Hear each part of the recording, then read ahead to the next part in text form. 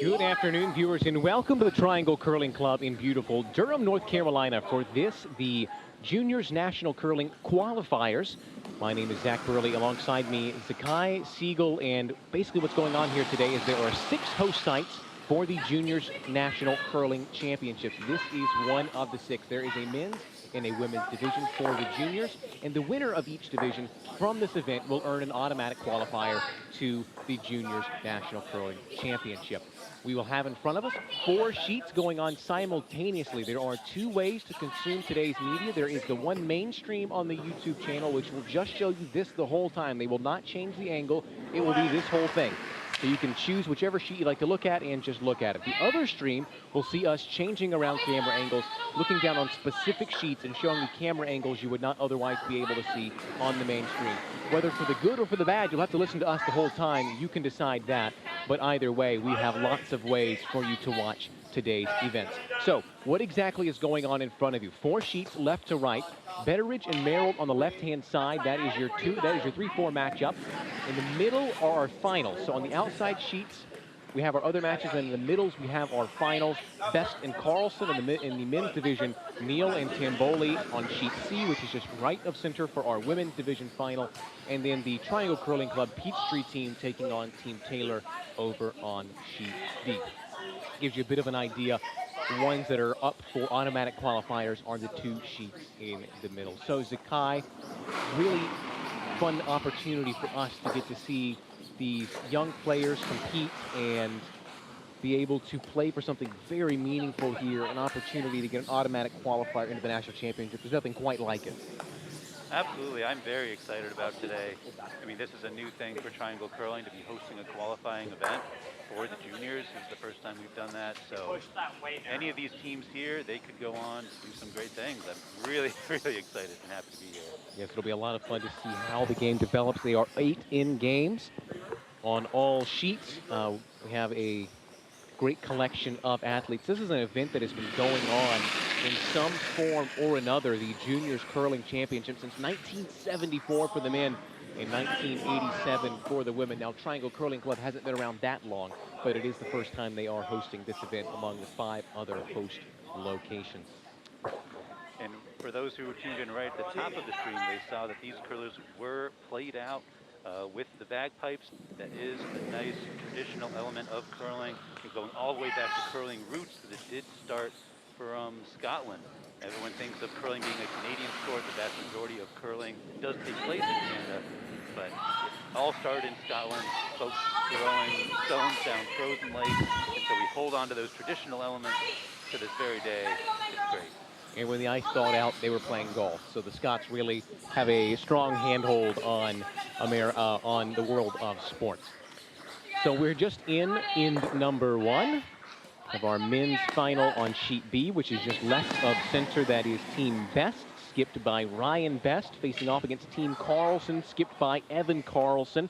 Our women's division final just to their right on sheet C, just right of center.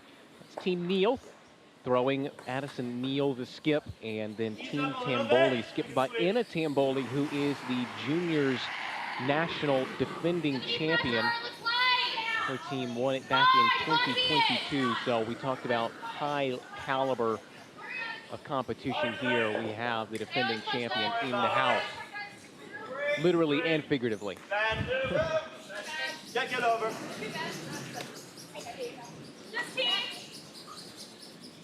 All right, early on in this end, we see teams setting up their guards. You know, we have the free guard rule in effect for those earliest stones. As long as they are thrown in front of the house, cannot be removed by the opposing team. So this gives the skips a chance to set up their strategies for the end.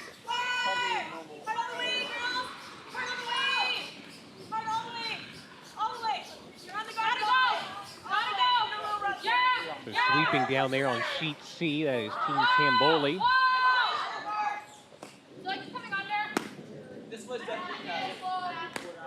Now throwing red, you'll have Team Neal. This is Alexa Pekowitz. Behind. Take up the weight a little bit, but you're So you fine. can see on the left-hand side, it'll be Pekowitz to deliver the stone. And you can see Addison Neal in the house with the broom.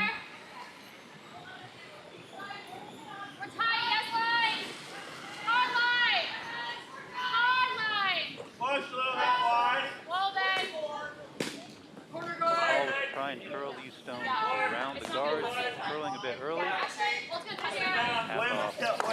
the yellow guards. Might tap one all the way into the house, and it does. So yellow gets a biter. I don't mind. Now it'll be over to Tamboli to throw.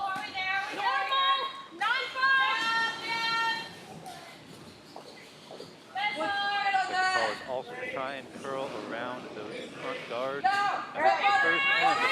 So at the beginning of every single curling game, skips and teams have to get used to the ice. The ice goes a little bit different every single time you play on any given team. So this first end is trying to get a feel for the weight of the stones that they have to throw and how much curl is in the ice. That is Claire Chapman delivering the stone. Ooh, goes a bit far. That one will not stay in play. Take a look over at sheet B now, where our men's final is going on. The ones of you that are watching the main stream, you will not see us cut camera angle, so you can still watch along with us, focusing on one sheet or the other. You can see here, yellow delivering. Something closer.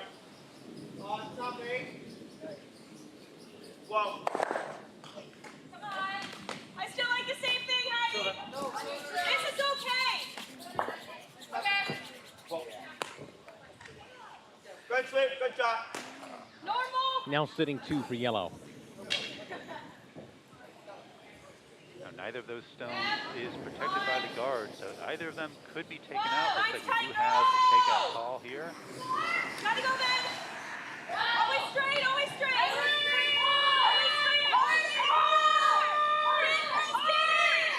All the way, come on. Get. Hold the line, don't want it to curl into the guard. Oop. Yeah, I can't remember. That's fine, Heidi. Just holding it on because of the free guard rule. That was the fifth rock. Now, of course, they could have tapped it up. It might have ended up in the house, not all the way through, but they're selecting there to no tick rule, basically.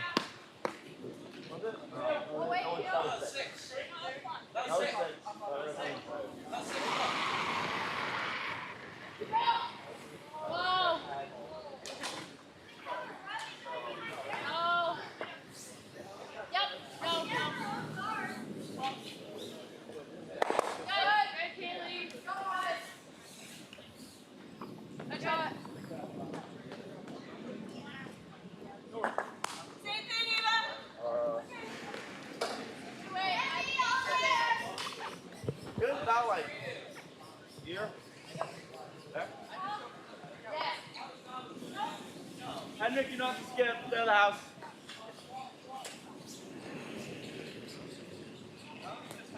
You want to put one closer to Actually, guard? after some debate on sheet B, they decided to put that red stone in. The 2 skips went over and met and just discussed exactly what they were going to do to remedy the situation, as it is in Can the curling. board be a little narrow? It's always Claire's now. Always Claire's. Go, get here.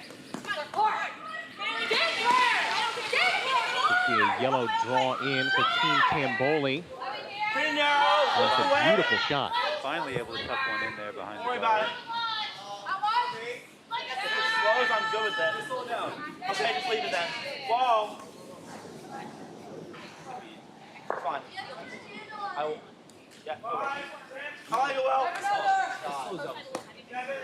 Good shot. Can you see this? Yeah. You want to go for the double or this one? Double.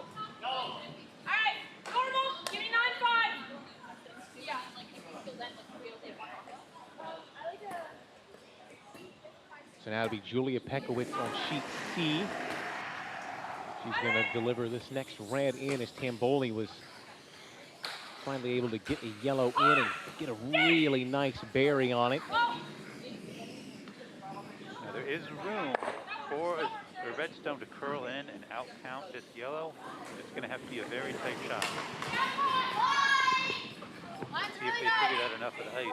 Always Haley! Always Haley up! Here's into number one, so things can be very tricky. Learning the lay of the land. Here. What do you want? It's a little bit light, and it's going to curl into the guards rather than get behind them. But red does end up with a split on their stones, and that does put 2 stones in the house. If they can manage to remove that center yellow, suddenly they're sitting 2. Wise, bro.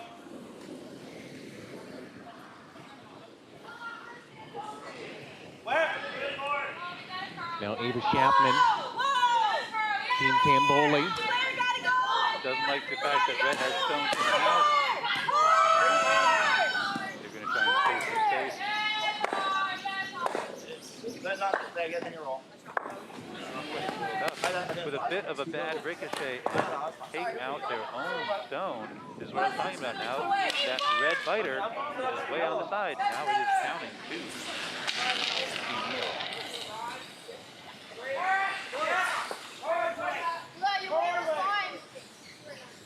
Your weight was fine.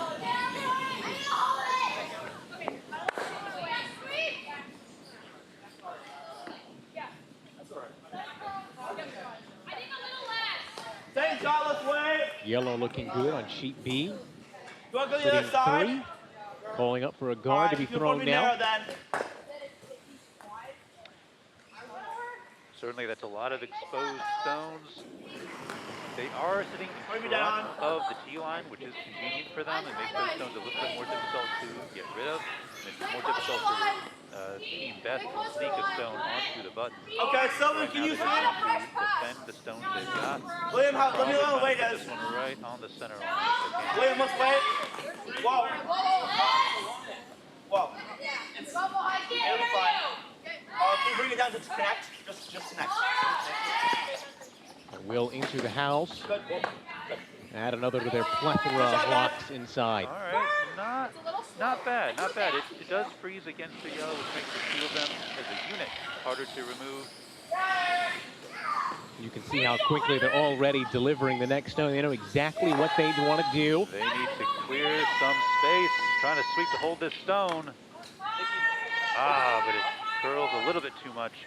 Does not make contact. Okay, so I think you probably want Give Team Carlson another chance yeah, to defend. Okay.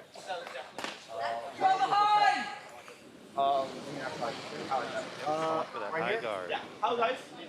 Where? Pretty straight. Oh, is it fast or slow? Where? It's slow. Get in here!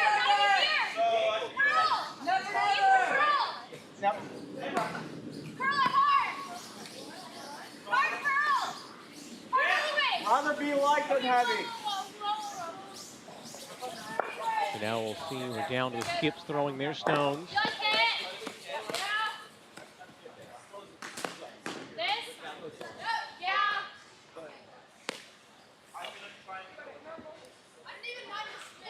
Yeah.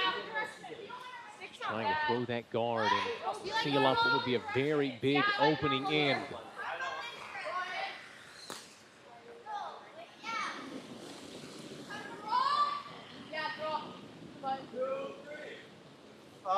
William? William? Yeah, William.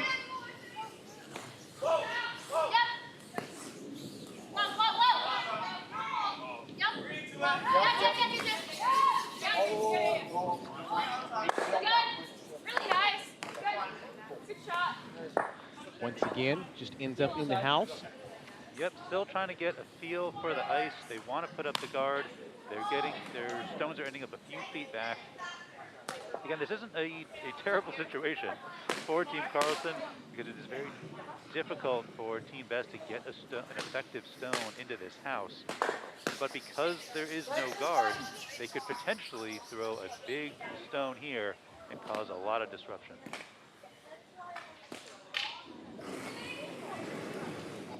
Ryan Best delivering. Hucks this one down the ice, trying to break up that yellow wall inside the house, gets some contact. In the end, removes just one. There's only one stone from each team left on sheet B. Yeah, that's not going to get dangerous. They can't actually not do it. Guard here. I want to mitigate some of the damage. the guard here. They need a really spectacular shot to close this out. Yeah, here. Let's take a look over at sheet C, where they're also down to the final rocks. This is the last rock for Team Tamboli. You can see entering the house here, and there's also, once again, a lot going against them. Pekowitz is going to give it her all to sweep this one straight out. They're sitting 4. Oh my. And remember, they have the hammer. So now Team Neal, Addison Neal, is going to be able to deliver this in, possibly get 5 in the opening end. It is a very comfortable position to start this game. Unfortunately, that yellow stone, it just had a little bit too much weight on it, didn't stick around. Now, as long as they can squeeze through the gap and get into the house, this should be able to set 5 for curlers of this caliber. It should not be much of a problem. So here's the delivery from Neal.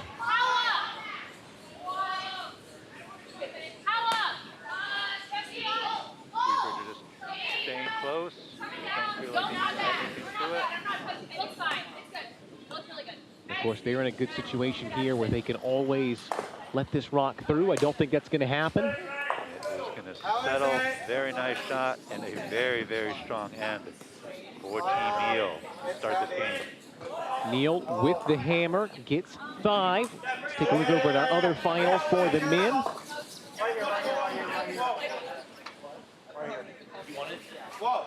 Carlson just going to nestle another one in there. It's Trying to tuck in, doesn't outcount the red. So now, unlike on sheet C, there is an opportunity for the team with the hammer to try and salvage something here. Now, that is a very difficult situation to be in because there are a lot of stones, and finding your way in is going to be tough because there's just a lot of stopping power with the stones lined up there. The only shot I can see for Team Best is to come in and ricochet slightly off that yellow stone to the right of the house and ricochet in towards the button. If they can get any sort of coverage on the button, they will be shot rock. So here's Ryan Best. Let's see what he can do. Team with the hammer looking at 4 yellows inside the house.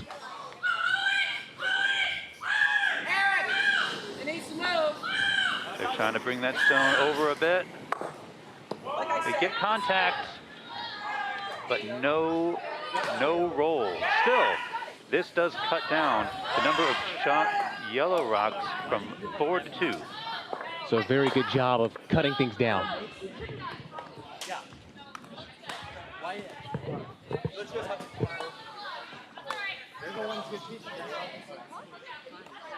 They blocked. Didn't he stop the shot?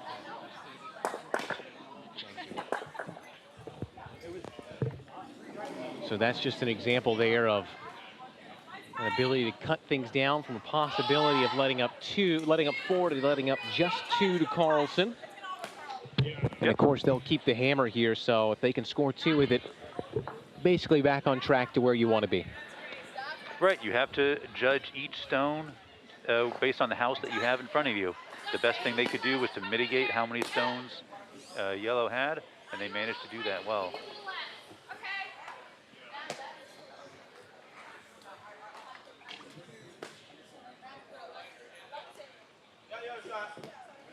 So sheets A and D, those are our outside sheets. They are still on end 1, where we've reached end number 2 on both of our center final sheets. On sheet C, it is Julia Pekowitz who is in the house holding the broom. Addison Neal is the one throwing skip stones. Just to clarify there. And of course, you're at liberty to kind of finagle that however you'd like. You can kind of mix it up, and you know, everybody has to throw the same stones. You can't change that up per se, but everything else pretty much is within a little bit of fluctuation.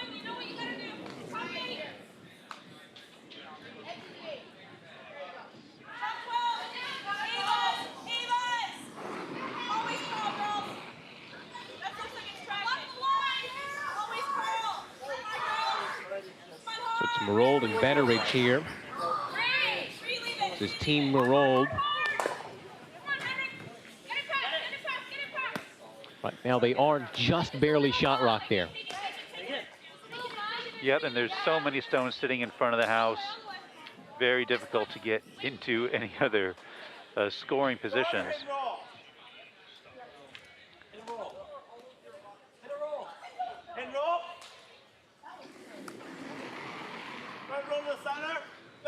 But again, because of how many guards there are, each team is kind of reluctant to throw down a side of the sheet with the opposing stones on it. They don't want to accidentally tap one of those opposing stones in. So we're seeing Betteridge continuously throw down the left side of the ice, because if they hit something, it'll be one of their own. While as Merrill is throwing down the right side of the ice, because if they hit something, it'll be one of their own. So a possible plan B is a tap up as opposed to the draw. That's why we're seeing a clear division down the center line between which side has which colored stones on it. So Emma Betteridge, skipping her team, will go down to pick up her final yellow stone of end number 1. Just outside of shot rock, seeing if they can just get something in here. Yep, they just want to draw around the entire field of stones and come right in, tuck in on the forefoot. Would be ideal for them. That would give them shot rock. Delivery from Betteridge.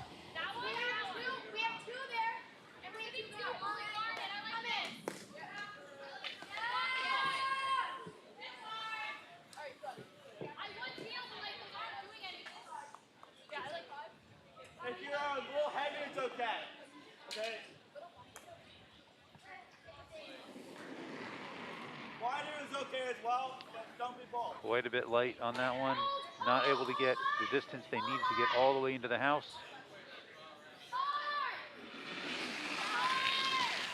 One thing now, Red probably won't be able to follow them, Team Merrill, because that stone there would make it difficult for that big draw around the outside. Looks like they might try the other end, but still, if you don't have hammer and you give up a single here, which is what they're sitting on right now, that would not be a bad result in the first end. Sure, for a defending team, yep. Without hammer, giving up one is not bad at all, because that ensures you get hammer in the following end while minimizing the number of points scored by the opposing team.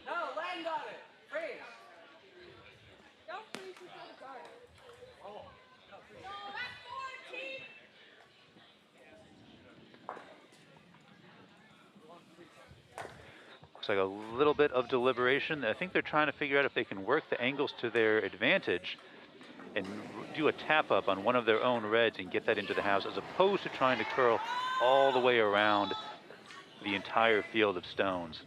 Right now you're a little bit playing with house money, because you've got your 1 point. Now, of course, that can always change. You can't always hit your own, as we see a great shot over on sheet C.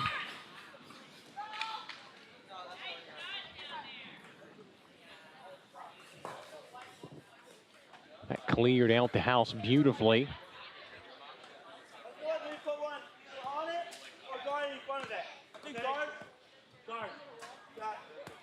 That was Team Tamboli. Cleared out the house and left them sitting just 1.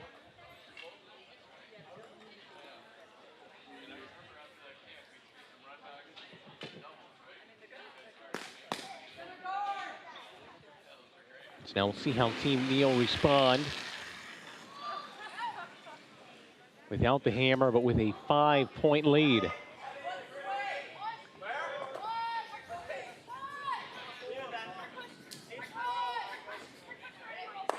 They're going to get a takeout of their own. Hit and stick. Sit and 1.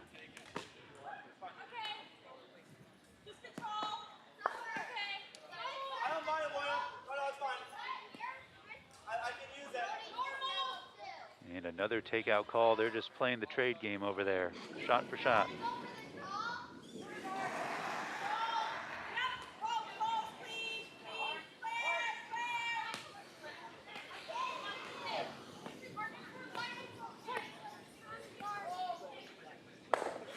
Right on the money. Rolls a little bit outside. Just trading shots over there.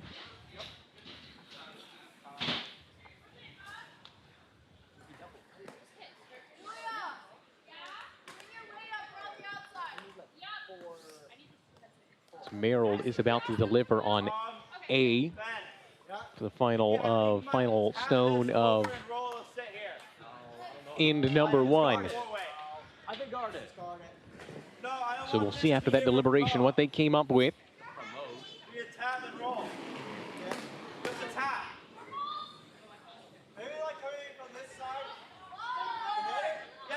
All right, so they did try to decide to curl down to the left side of the ice.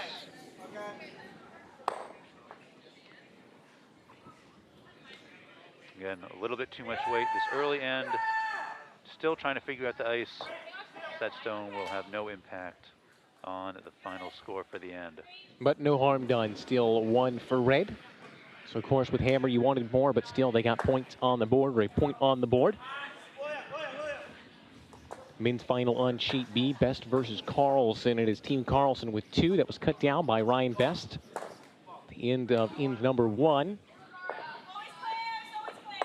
Carlson tap out their own, but leave theirs right on the button.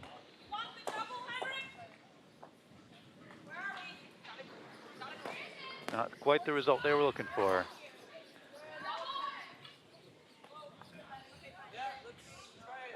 Very similar situations on both our final sheets, C and B. Both sides just much open house, not a lot guarding inside, and they're just trading shots back and forth.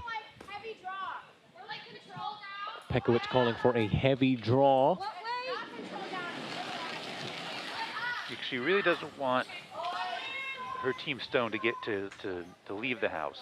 The goal is to keep things in play, try to build up multiple points here.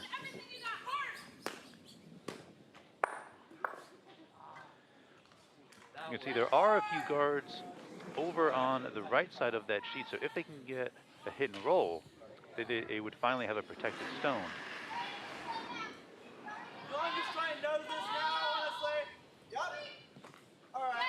Kaylee Price delivering.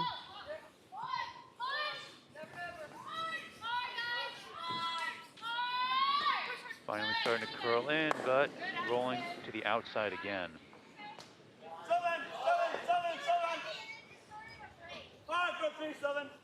Neal, excuse me, on her first of 2 skip stones.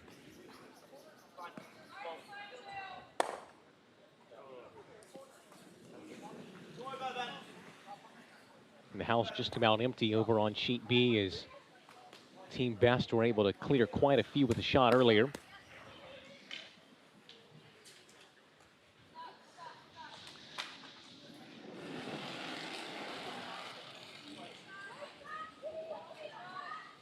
So Henrik Carlson, Weiss on Team Best, going up against Team Carlson.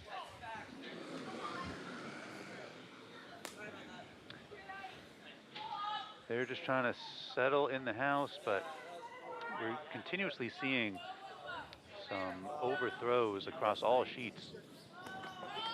And now almost every team that's represented here today this is not their home club, so this is a new experience. Now they've had the last couple of days to get some practice and to get some playing time, but as you know, every time you play on a sheet of ice, it's unique, and so they're learning just what it is to play on this ice as opposed to where they're at home. Some representing the state of Maryland. We have some representatives of Massachusetts, Duluth. So, I mean, really a huge conglomeration of teams from all across east of the Mississippi, basically, here on display today.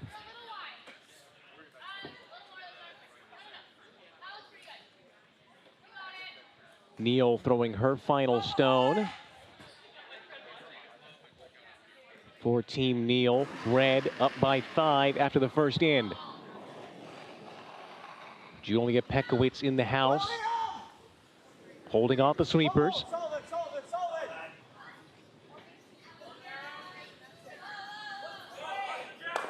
Hits on the outside and might just be a binder. Looks like it is. It is just holding on. That's excellent. You can't quite see it in our middle angle if you're on our alternate stream, but you can see it on the left-hand side of your screen, just barely biting. It doesn't matter how much it's in, just that it is. So if on the off chance that Tamboli doesn't end up in the house here, that would be a point for Team Neal. But there's quite a lot of space for Tamboli to draw in and take their one. No need to hit the red. They can just draw in, grab themselves one. Could also always take out the red for a blank. Don't think that's what they're going for.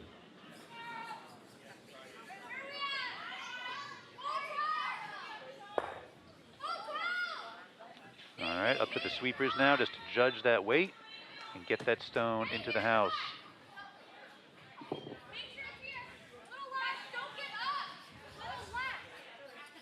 Sweeping hard to get it there. Looks like it's just going to get in, and it will. Well done, well swept.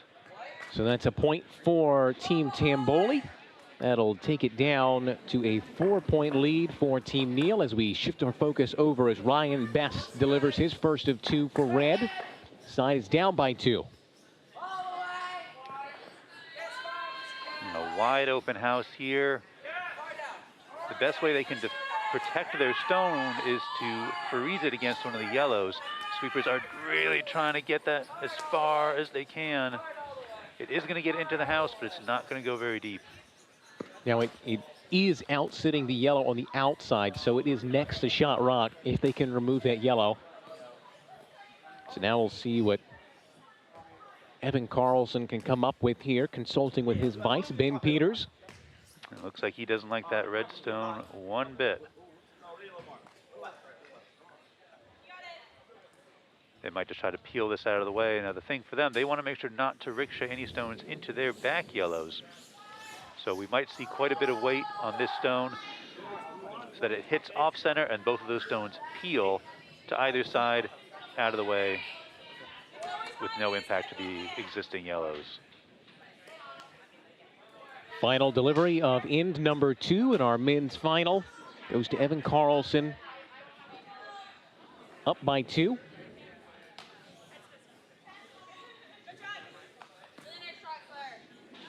He'll throw his side's last stone before Best can respond.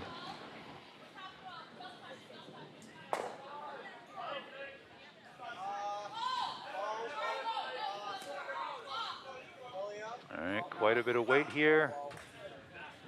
Needs some contact on the red. But it is curling early and is going to slide on by and all the way out of the house. So now an opportunity for Ryan Best. If they can just nick that yellow, they can sit to tie this game up. Position themselves nicely heading into in 3. Yep, they just want to draw in and tap on that back yellow. It's going to push it out and give them 2. But they really want their shot stone to stick. They don't want it to roll too far to either side. Otherwise, they're only going to get 1. This is their opportunity to tie the game, and they don't want to miss it.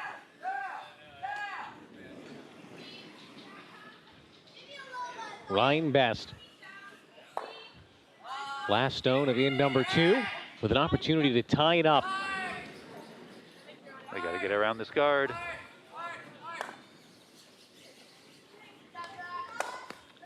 Ooh, tap off their own red and end up splitting the house, both stones rolling out, leaving 2 yellow.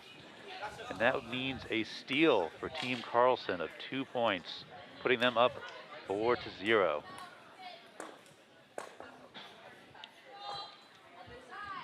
Can be a brutal sport sometimes, curling. The finest of margins can mean a huge difference. Difference between 2-2 and 4-0.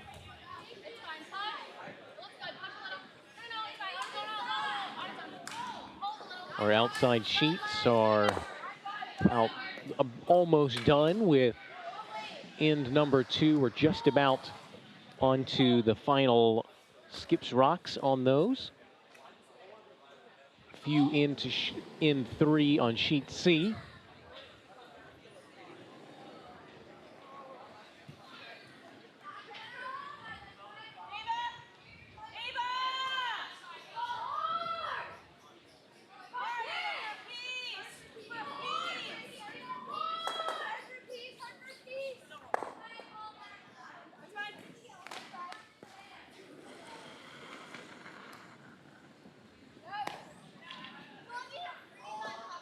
Very nice hit and roll on sheet C for Team Tamboli, taking out a red and then rolling their yellow into the house. Just clean, Ben. Coming down. Yeah, Ben, sleeve hard.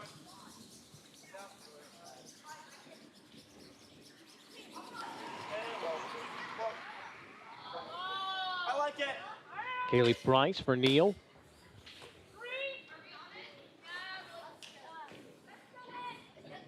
Aiming for that back yellow. Does get the contact, and they'll both be removed.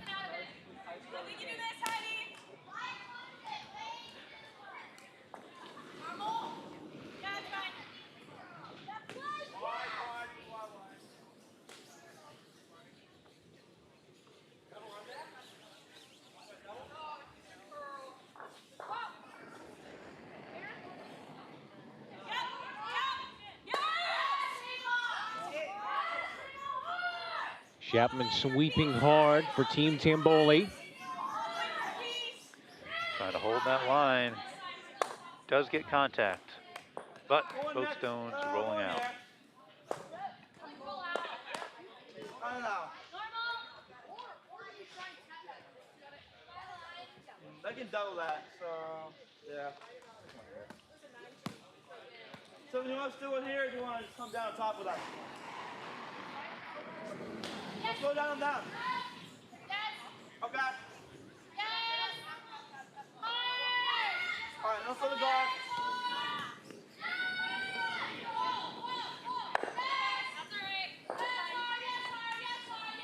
Empty house on sheet C.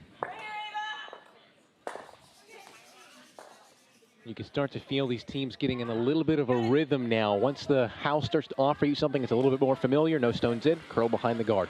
Take out that stone, curl behind the guard. You know, you can kind of get into that. It seems that after that first opening end where we saw a little bit of craziness figuring out the ice, it seems both sides have settled in now on all 4 of our sheets, really.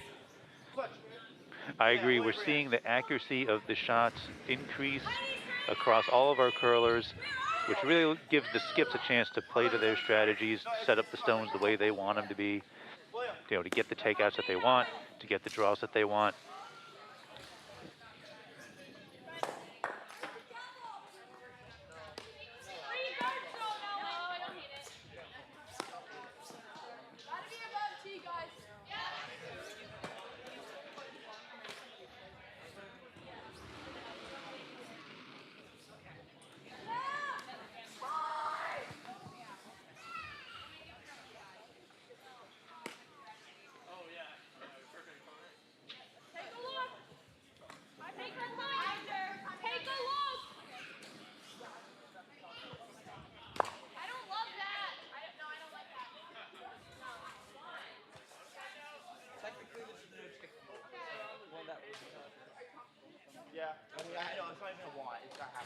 So at the end of end number 2 on sheet A, it's 1-0 in favor of Team Merrill. As Summer Merrill will deliver one of her final 2. It's almost like a mirror back there at the back of the house at sheet A. Yellow sitting 4, and that would be a very nice pickup. Let's see what she can do to mitigate it. There is plenty of space for this red stone to outcount all of those yellows, but they have to settle right there in the house. Got to be full 8 foot at least. Just manages to miss there with note cards distance apart. A little bit of contact would have helped slow that stone down, but just sailed on through.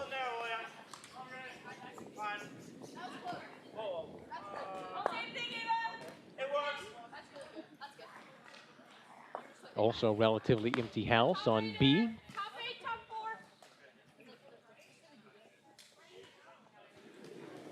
Ryan Best holding the broom.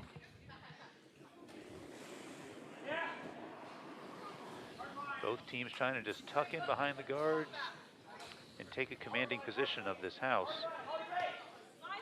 Eric Tudor's delivery.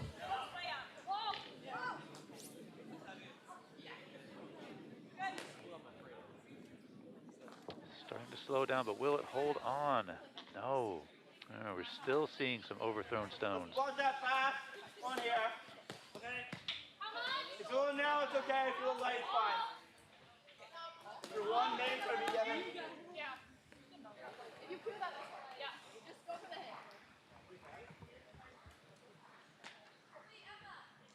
Heard just go from the hit from sheet C. High fives exchanged between Julia Pekowitz and Alexa Pekowitz. Is the vice for Team Neal. Try and take out the yellow. Shot rock at the back of the house on sheet C. Sometimes it can be tricky, these takeouts towards the back of the house. You get so used to takeout shots against stones that are in front of the tee line. So sometimes that extra distance is a little bit of a difficulty for curlers because you have to adjust your weight a little bit more. As we can see here, tapping off their own red and not having much of an impact on the state of the house. And honestly, once again, no harm done. Basically just replace one red with the other. So no worse off than they were before the throw. It is Team Red, Team Neal leading 5-1 on sheet C. So Team Tamboli, led by Anna Tamboli, who is the defending juniors national champion, trying to claw their way back in. And for Team Neal, with such a commanding lead, they might want to just play the takeout game for the rest of this whole, for every single end going on. If they can reduce each end to a single point here and there, they can just maintain that lead throughout the entire 8 ends.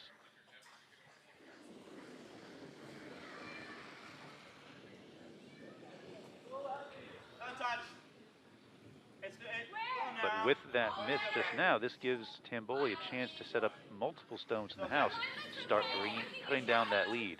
It's 11. It's 11-16. Don't worry about it. Of course, they scored just one without the hammer, so now they are not going to get that opportunity, but still, I can build on something here. Might just curl around that red guard and settle nicely. Very nice shot. So now it'll be Addison Neal.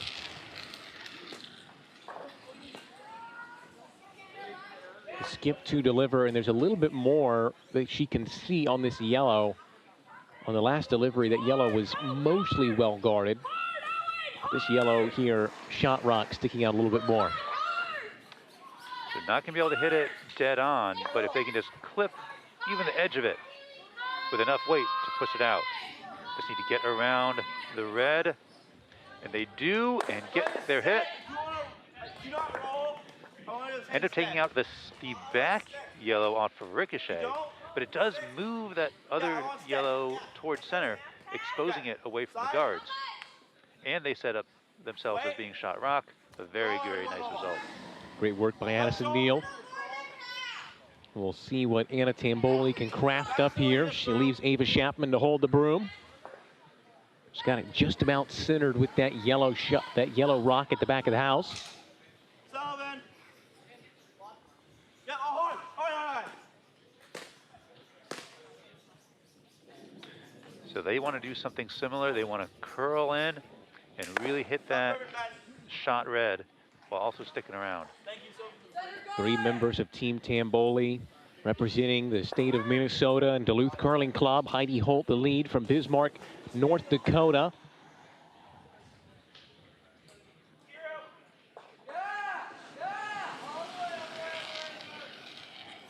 Here it is from Tamboli.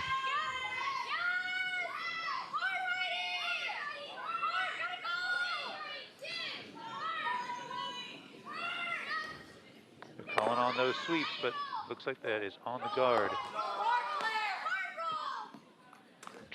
trying to inch that stone as far as they can. Does get into the house, but the red is still shot. Opens up a little bit on the red.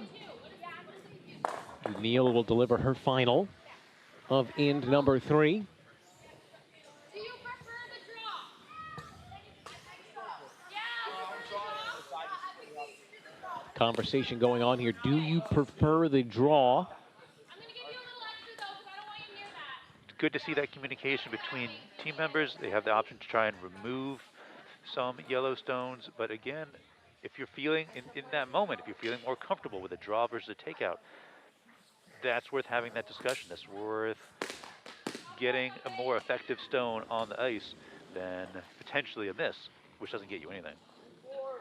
Team Neal representing the Bay State, Massachusetts in Broomstones Curling Club. Addison Neal. Perhaps looking at the draw here. They've got a lead of 4.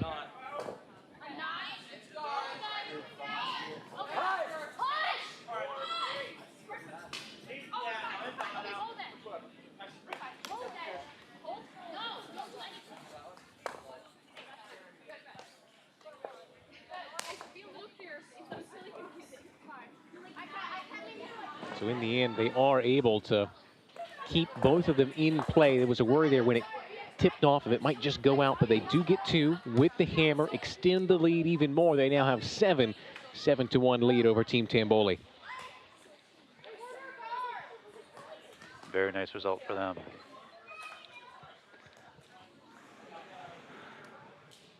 Last couple of stones over on sheet B. And end number 3. They're just trying to get rid of this shot yellow. Similarly to sheet C, a very empty house.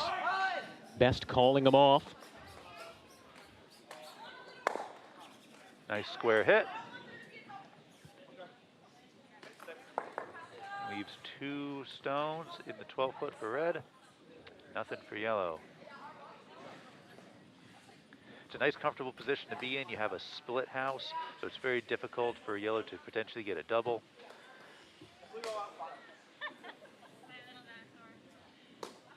So they can either try to draw into the house or try and build up some points that are close to the center, or they can clear out some of these reds and hopefully stick around. Because a nice hit on the nose on this left red will put them in a shot rock position while removing the red from play.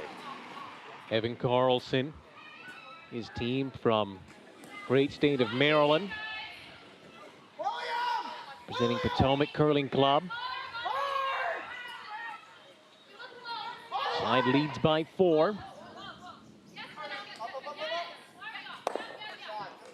For a nose hit, which they get. And there you go, shot rock, 1 less red. So now Best.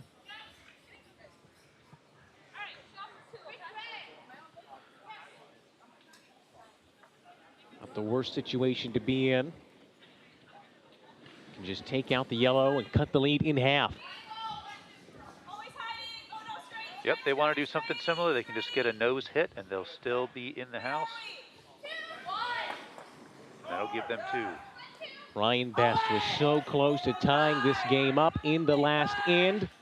What can he do here? Can see him jumping right over by the hog line. Gets the contact he was looking for. It's out of the house. And that will be 2. Ryan Best gets it done this time. Cuts the lead in half. 4-2 lead for Team Carlson. And a very nice way to end that end for Carlson.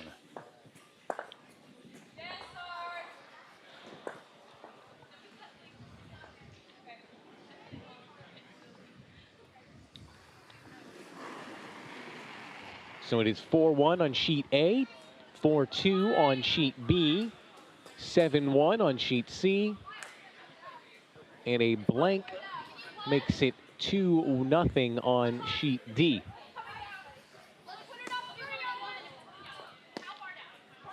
Team Betteridge ahead on sheet A, Team Carlson on sheet B, Team Neal on sheet C. Just to give you an idea of where we sit currently. And it is Team Taylor ahead on sheet D.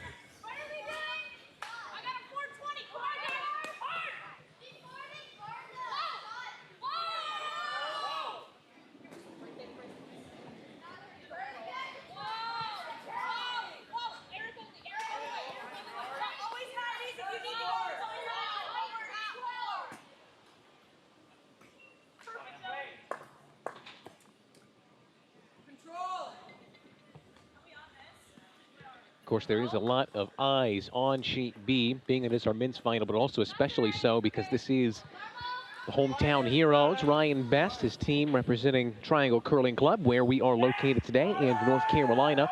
Henrik Carlson from Potomac Curling Club in Maryland.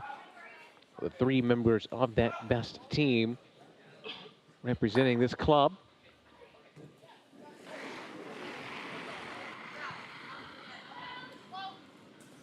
And a reminder of what's at stake in our finals sheets. The winner will get the qualifier into the national championship. It'll be an 18 field, 6 of which are made up from the 6 host locations. Final 2 coming from the world rankings. The 2 best remaining teams, 2 best remaining eligible teams. So whoever the winners are here will have to face off that field of 8 for juniors glory and a spot at the Worlds.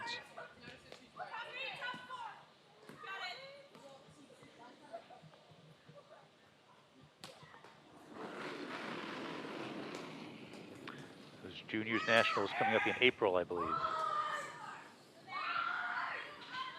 It's Team Tamboli with the broom in sheet C. Anna Tamboli trying to go back-to-back. She's got herself a 7-1 hole right now to dig herself out of.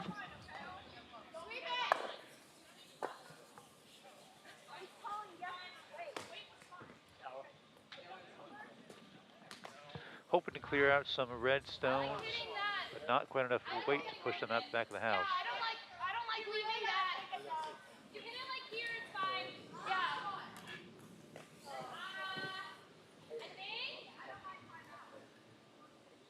I think let's get rid of it. Yeah, I feel that. If we get one under, okay, let's feel. Bit of deliberation over on sheet B. I think they're trying to determine whether or not that front red is a biter or not. It can be difficult to see from these camera angles, so they were looking at it from top down to try to make a judgment call on whether or not they need to be concerned about that placement.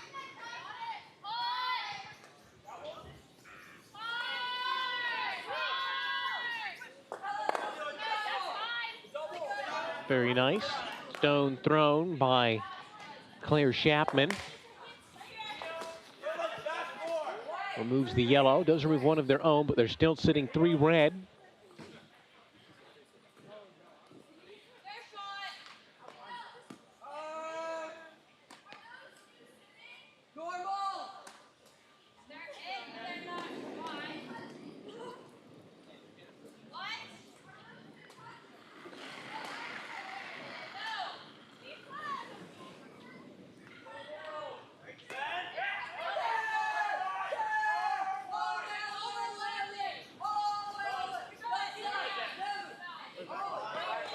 Trying to split the house and take control of the other side. Again, another overthrown stone.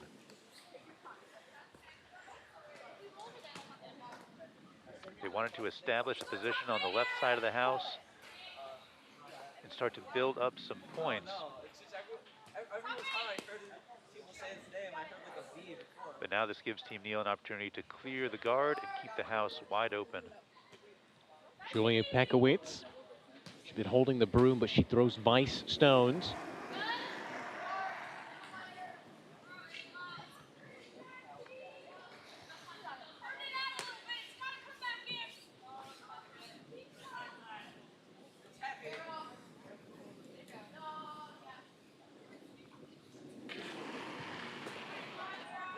Let's see if they can just peel away this guard.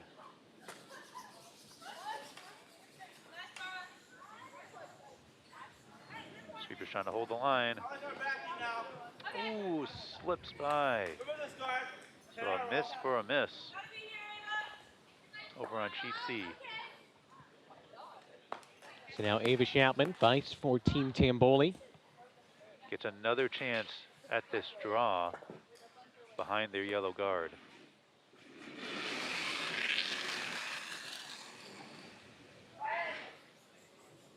Whoa.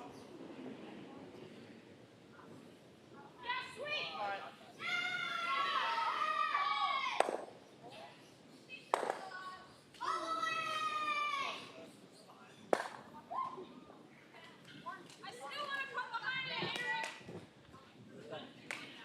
I still want to draw behind it, okay? Stone completely untouched by the sweepers. And it is going to come to a rest, but a slightly bit behind the shot red. It does put them at shot stone number 2. So it could be a useful stone later, but not exactly what they were looking for.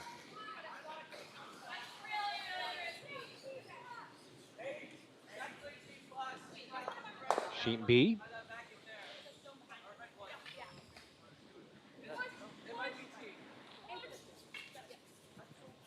Team Best is trying to draw in and be the shot stone. They will be successful. It's very close for who is the second shot rock there, the second rock behind one red inside the 4-foot. It is tough to tell from my perspective. I would say yellow is shot number 2.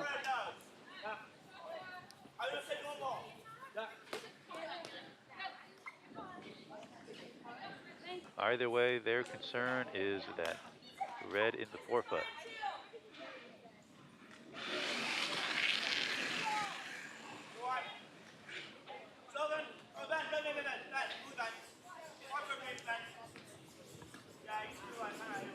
Mountfield just Gets a little bit of contact. It is enough to drive that red out of the house. When you throw with enough weight, you only need a little bit of contact to get the momentum transfer to another stone. so Ryan Best does not care whether or not yellow is by a matter of millimeters closer than that red. They're going to go for that yellow. Try and roll inside.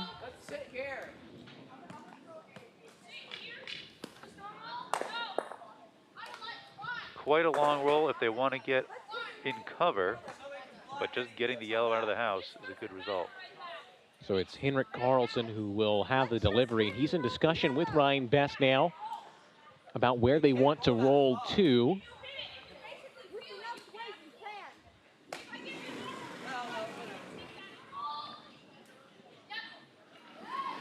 Here it comes from Carlson.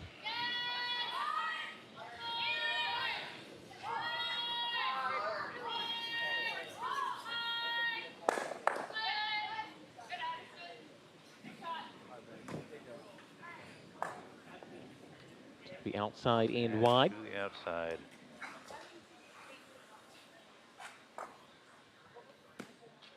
Addison Neal just executed a double takeout of a yellow stones.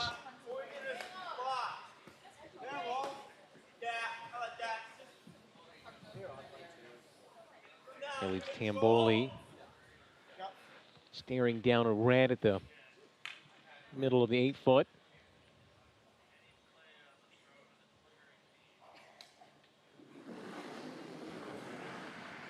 This is the first of her final 2 stones. Her side down 7-1 here, as we are just about at the halfway point.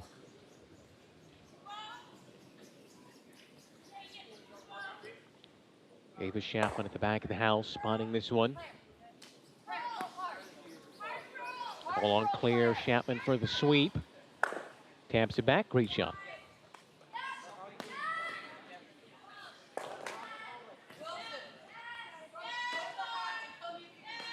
So now it's well, you would assume a simple job for Addison Neal. Remove the yellow, and then you reduce the opportunity for scoring 2. Of course, it's never that easy in curling, is it?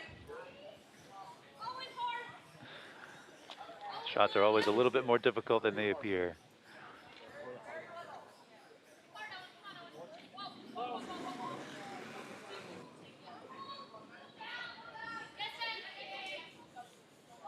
Very fine margins as well, because they have 2 stones inside. If they can remove this yellow, they'll be sitting 3. and stick around. Another nose hit.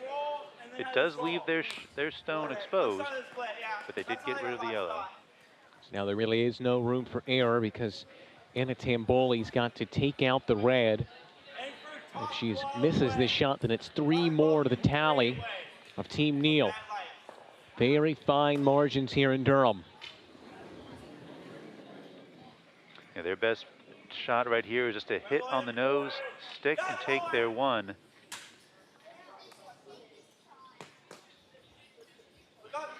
But it's a difference of 4 points right on this one stone. Stone for a massive swing here. Tamboli.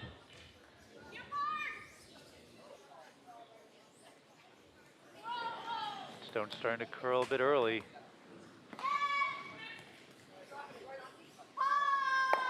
You're going to get a hit off the front red and roll out.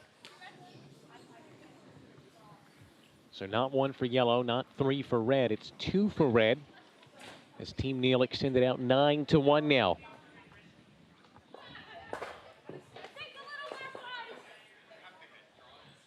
So back over to Ryan Best. Battling it out, Evan Carlson. This is his final, or second to last delivery, excuse me, on sheet B. His side down by just 2. Put up a steal of 2 in the second end. Now trying to steal 2 themselves. House not necessarily conducive to it, but we'll see what they can pull off. Looks like their strategy is to ignore the 2-shot yellows and take over the center of the house by curling behind that center yellow guard. They're able to get around the guards, who are just trying to tuck it in as much as they can. They do get the weight that they want, but it didn't curl all the way across the center line. Team Carlson is going to be able to see that stone if they want to take a shot at it. So for those of you watching our main stream, sheet C is empty for the moment because they've reached the halfway point, so they'll take a bit of a break. They are at the half on sheet C. Will very soon be on the half on sheet B as well. Carlson confers with his vice, Ben Peters.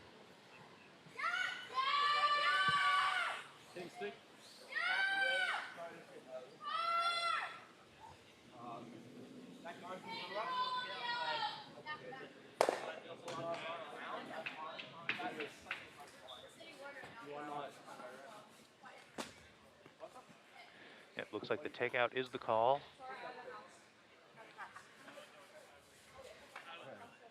And they can see almost that entire stone, so they should be able to get this hit. But we'll see where they roll. That based on where this stone ends up, it'll make the next shot for Team Best easier or difficult.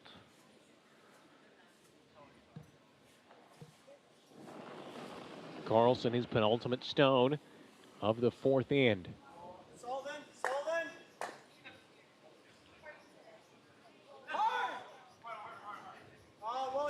William. It's calling on William Mountfield. Hold this line. They are going to get contact and roll over and freeze on his own yellow. So this does leave the house wide open for another draw. Once again, the danger here for Team Best is that if they have their red removed, that's a big end for Team Carlson. So they not only are thinking about here getting a point of steal, but also at the minimum just tampering down what could be a very big scoring end for Team Carlson. That's true. So an option for them to cut down the number of yellow counting stones would be to attempt to freeze on the shot yellow, making their stone difficult to remove and also out counting the at least the 2 outer yellows. Oh, looks like they are calling for a timeout so they can have this discussion over on sheet B.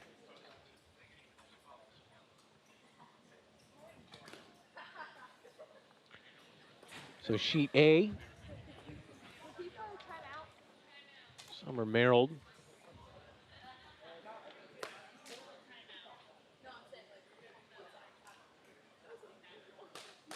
They are loaded up on yellows. There are a lot of yellows in the house, but that red is out counting the vast majority of them. It's a little bit hidden right now under Freya's stilt.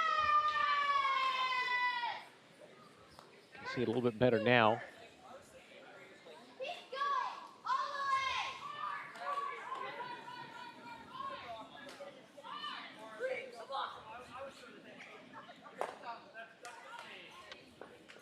Able to cause a little bit of movement, but unfortunately moving a Yellowstone, another one out counting their red.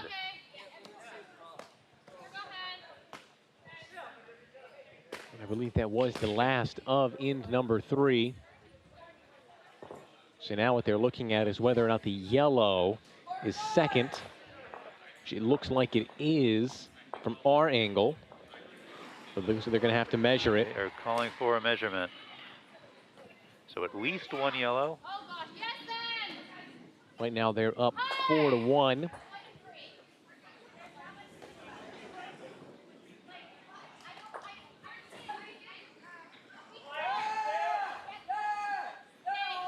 It's 2-1 over on sheet D after a blank in the second end.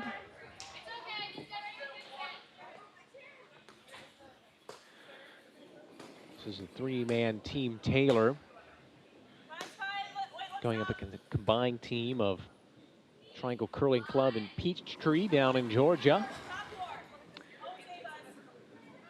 Unfortunately, that last stone we just saw them walking off the ice, that was a hogged stone. So if a stone does not cross that hog line a few feet out in front of the house, it is not considered to be in play and has to be removed. Sheet B, we have the final delivery from Ryan Best. They just tapped that yellow guard that was outside the house, knock it in, and so now they're sitting 4 yellow.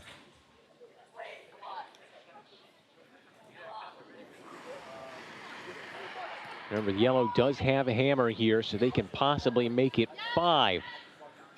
Extend this lead out to 9-2. Which would just about be mirror Another scores. 5-point end. Yeah. Today, or potential for a 5-point end today. Already seen one on sheet C.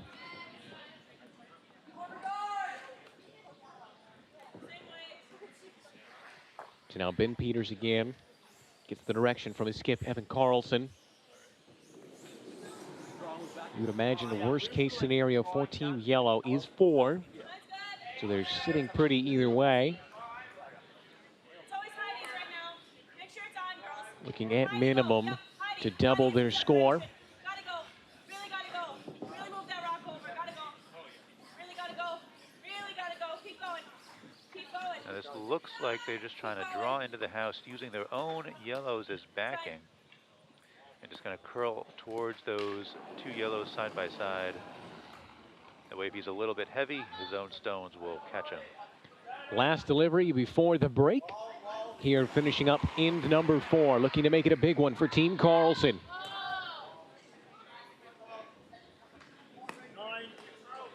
They're just going to let that one be, let it come in and settle right up against its friends.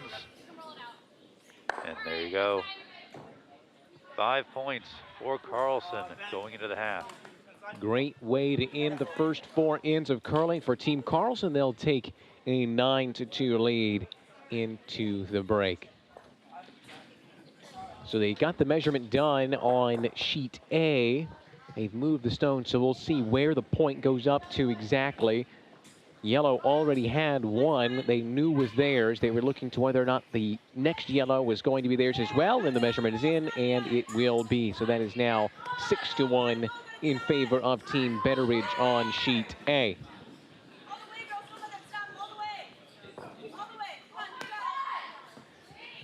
So they're heading into the 4th end on sheet A. They're done with the break on sheet C. 9-1 in favor of Team Neal. Kaylee Price throwing her stone. Second for Team Neal.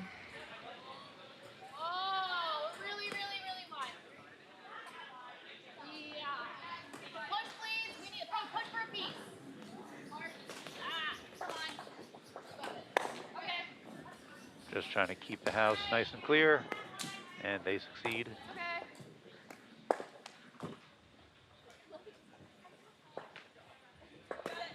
They do not want to give Team Tamboli a chance to build up stones in the house.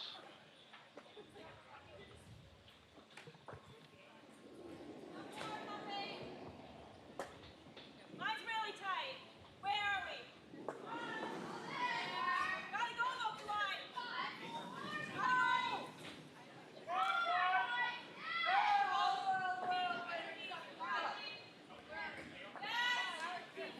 Looking for the curl behind that guard. Very good shot.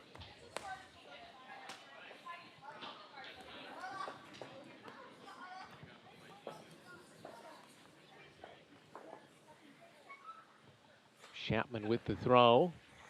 Nestles that one nicely.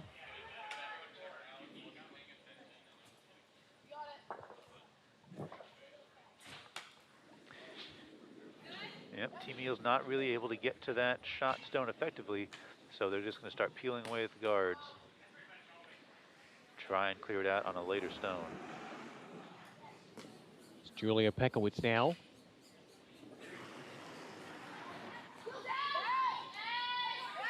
Hucks this one down the ice.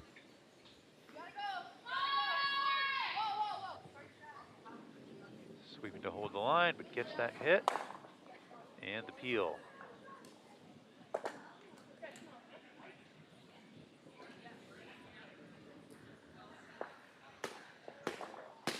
Ava Chapman will respond.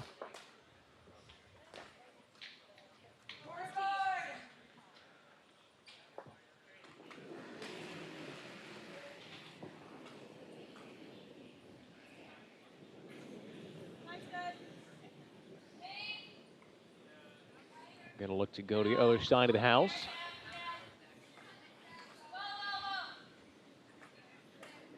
Trying to build something up here with the hammer.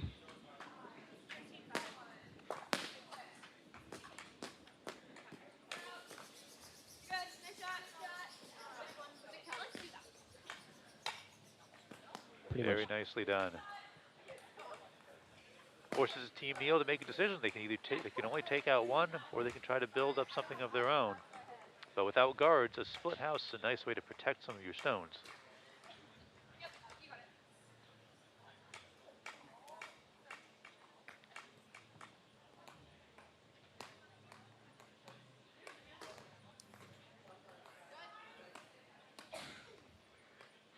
Pekowitz now's got her eyes on the right-hand side of the house from her perspective.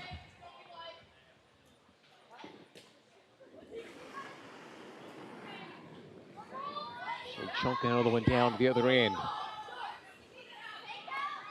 Neal holding out the sweepers. Pekowitz goes to work.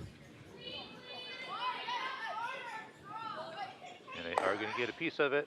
A nose hit, so they do stick around.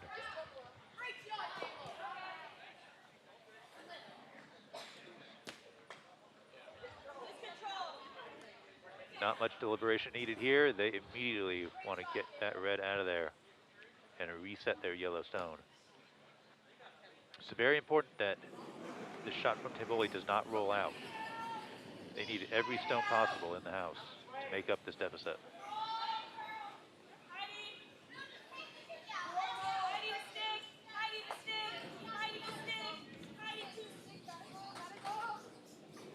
Heidi Holt on the sweep.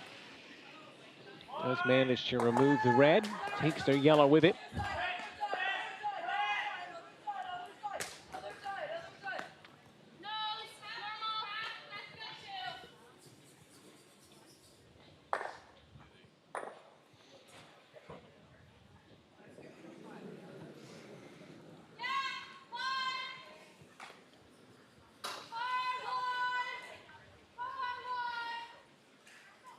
Addison Neal with the first of her two stones and in number 5.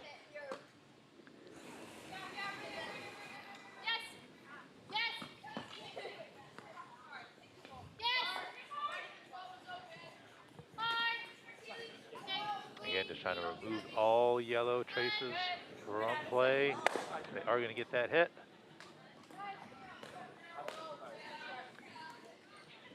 And now there's only one stone left in the house. Good work by Neal, who was looking at 2 yellows split in the house and now sitting with one of their own. Seen some very efficient play from Team Neal throughout these opening 5 innings.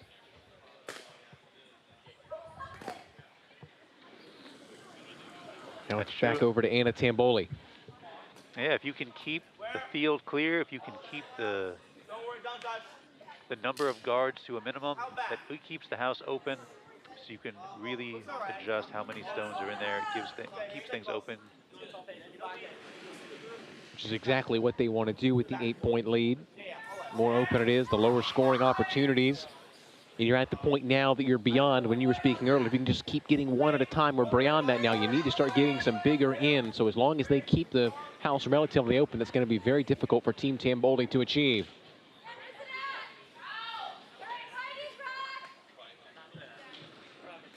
First of 2 from Tamboli. This is looking a little bit light. Oh, they got to get it in play.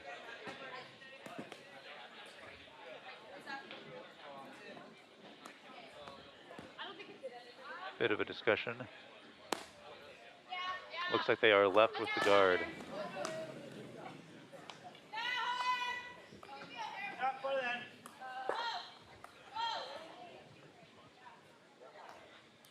So Neal, her final delivery of end number 5. Is going to give them a chance to put another stone in the house. Potentially increase their lead even further.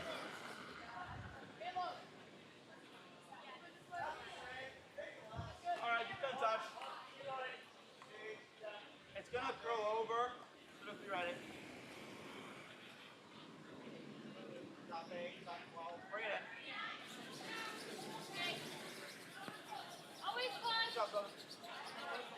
Just looking to draw behind the guard.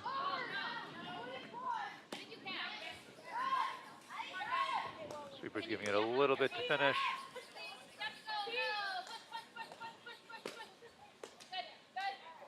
Very good shot. Very nicely drawn, right on the center line.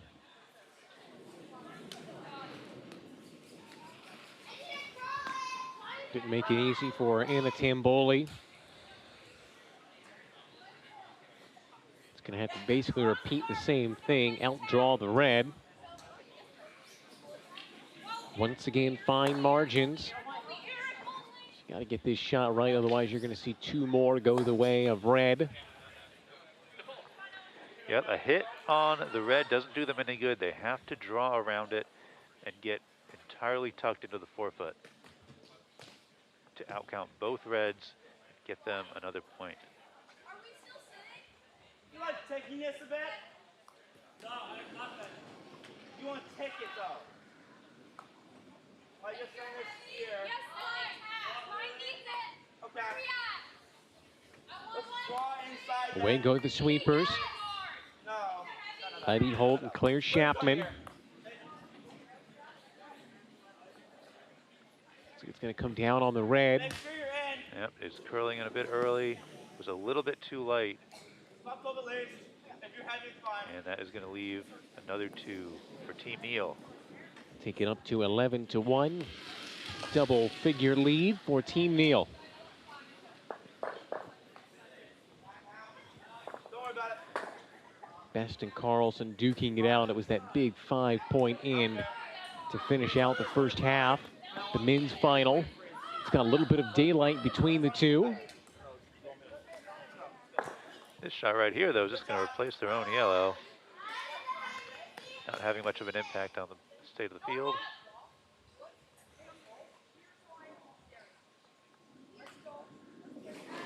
Now Eric Tudor, the second for the home team, if you will. Host site. Representing Triangle Curling here in Durham, North Carolina. Zach Burley and Zakai Siegel. helping guide you through this juniors qualifier.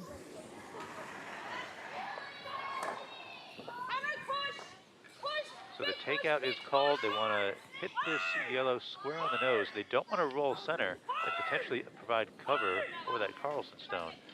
So let's see if they can get rid of this hit, which they get. And potential ricochet for an interesting double. Unfortunately, the yellow sticks around, and the red did roll just outside the house. So yellow is still shot. What side do you want? Yeah. Normal? Yeah. William Mountfield.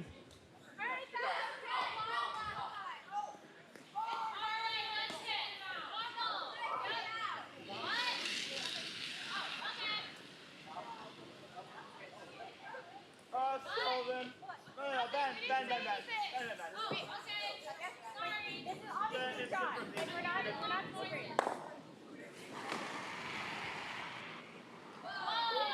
Good side. Removed one of the red guards. Doesn't change much for Tudor and Team Best.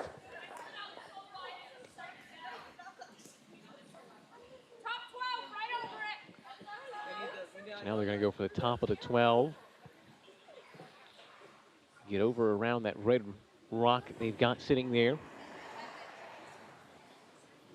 Yeah, with how exposed that yellow is, even though it's shot, they're not worried about it right now. They want to get themselves set up because they have a long road if they're going to make a comeback here.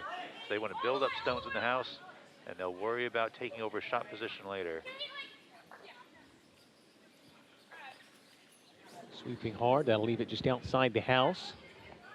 If you roll fine, same as us are fine. I don't care. Does not protect the red in the house. And Carlson's going to take advantage of that and try to get rid of it. Ben Peters. Well done, George. Mountfield goes to work. Sweeping hard. They get the hit right on the nose. Let's yellow be sitting 2.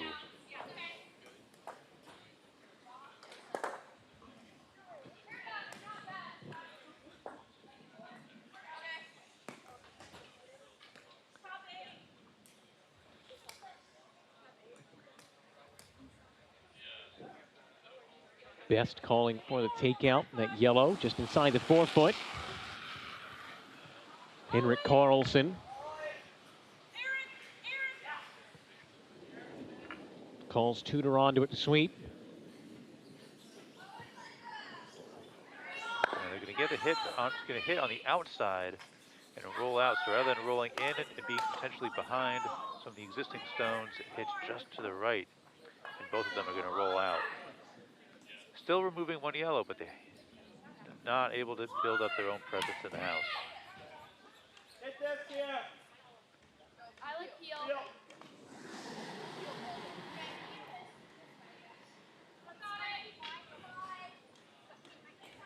Got their eyes on that other red guard.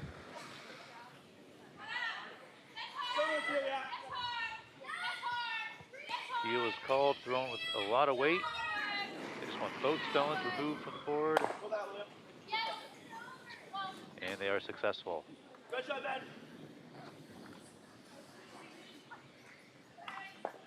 Thumbs up of gratitude from his skip, Evan Carlson. It's okay.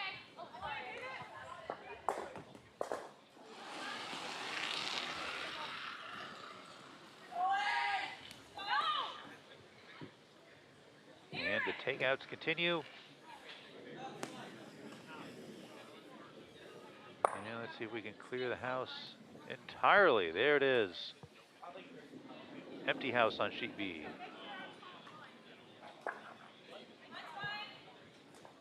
So now, of course, they're down by a few, so they wanted to make this a big in themselves. Down 9-2, Team Best. Options a little more limited. got to start somewhere. You just want to get points on the board.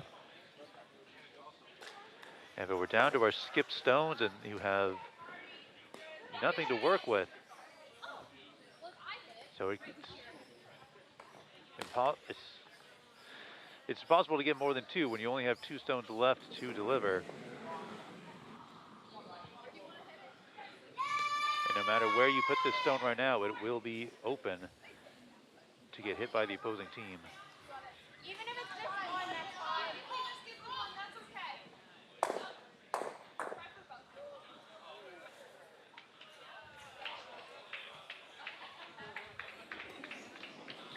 Some cheering inside the warm room here. So it was a very good shot over on sheet A. Carlson delivering his. Yep. Okay. Just at least touching the house.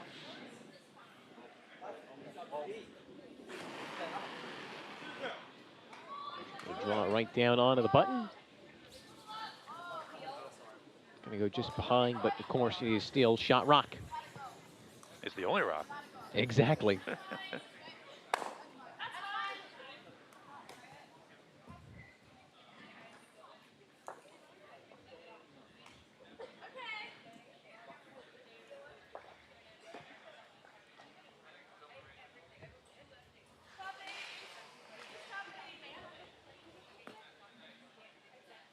Now Best delivering his first of 2. Just the wanting the house to aim for. Riding the center line. Strikes it true. It'll sit for 1.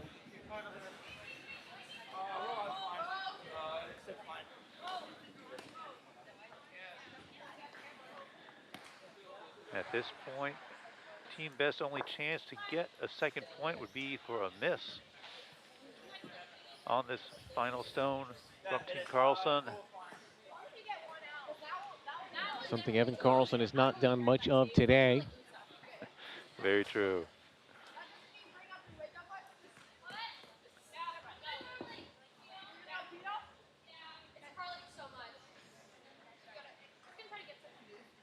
This in not totally in Evan Carlson's hands. Even if he makes the shot as he should here, they can still end up giving up a point, but that would be not too much loss given their 9-2 lead. Evan Carlson.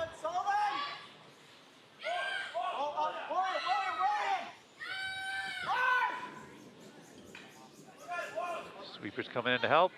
They're going to get the hit, but also the roll. Completely out of opening up the house. A very nice result. So now Best can either draw into the open house for 1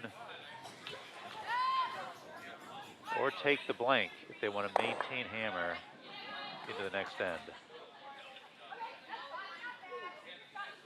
So now Best just got to draw it in. It'll give them 1. We'll see if that's what they're going to go for. There's a lot on it. Looks like they're probably just going to go for the blank. They're taking the blank. Want to hold on to that hammer. 1 point, not enough for them. This way they have the hammer advantage in the next end where they can hopefully pick up more. So now Tamboli with Ava Chapman. 9-1 the score in favor of Team Neal. Very close between Shot Rock, that red and yellow. Both biting the forefoot. Claire Chapman sweeping away. Potentially going to get a bit of a raise on their own yellow, which will make them shot. Right onto the button. Great work from Ava Chapman. Her final delivery of in number 5. So now Neal stares down the brew of Pekowitz. Positioned very closely to the yellow. Middle of the 8-foot.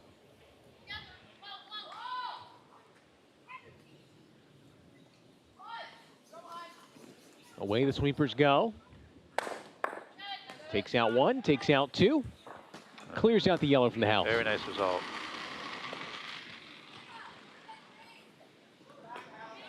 Again, we talked about efficiency from Carlson on sheet B. The same so for Team Neal on sheet C. Just getting what they need to get done. Done.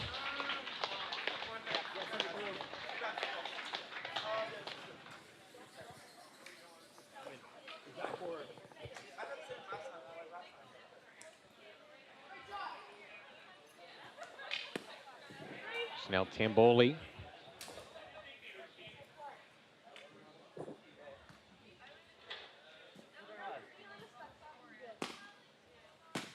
Where do you want it? Go to the house. Corner.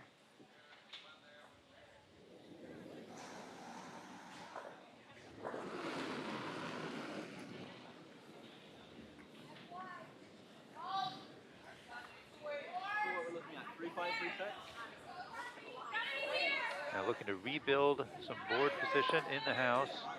They want to curl right up to this red. The sweepers have their work cut out for them. The battle between wanting it to curl onto the red and needing some distance on it. In the end, distance wins out. It'll settle just outside the house.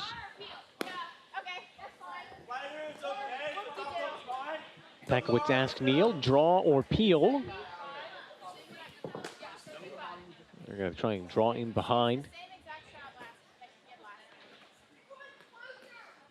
Could hear the chatter, same exact shot as last time.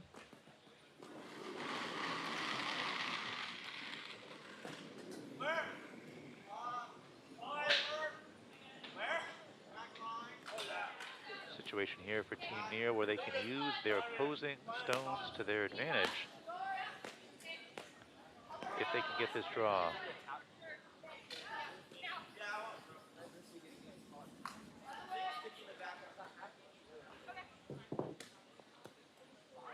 That will certainly be in. You know, able to get good weight, but it did not curl. It is completely on the left side of the center line, which means that'll be fully exposed when you're looking at it from the hack on the other side of the sheet.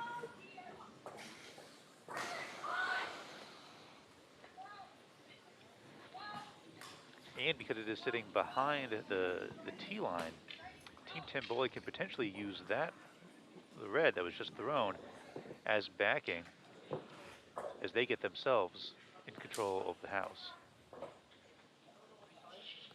Keep it here. Stop. Peel it. Guard, yeah, you put the guard. And Tamboli. Side down by 8. Final delivery of end number 5.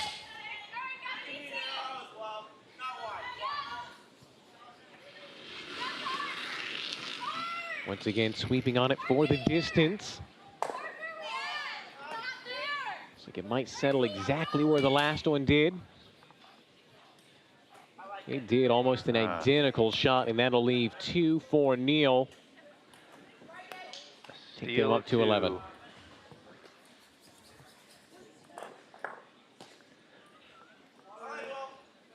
And they will shake on it.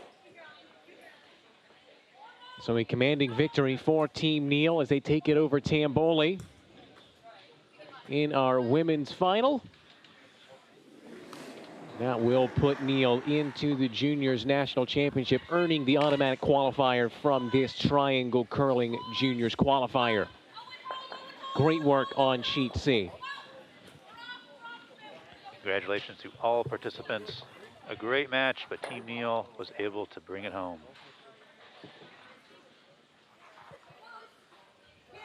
Big congratulations, Addison Neal, Julia Pekowitz, Kaylee Price, and Alexa Pekowitz. On this side. Yeah. Make sure you're online. Representing Broomstone's Curling Club in Massachusetts. They'll find their way on to the National Championships. Big round of applause here in the warm room. That shot from William Mountfield just missing the red guard. Remember, it was a blank in end number 5 for Team Best as they retain the hammer and try and build up a big end, which is what they're going to need as they find themselves down 9-2. Very similar situation that we saw in Sheet C, where the margins of error are very small, because even if you let up a steal of one, that's a massive loss, considering that you had the hammer. So got to be very careful in a precarious situation. It looks like they just want to draw behind their guard. Again, leave that. They're not worried about that yellow, that shot right now. They'll get back to him later. If you want multiple points, you got to build up an established position in the house. If you just go shot for shot with playing the takeout game, you're never going to get more than one. This way, you can get established with protected stones, then try and retake shot rock at the end.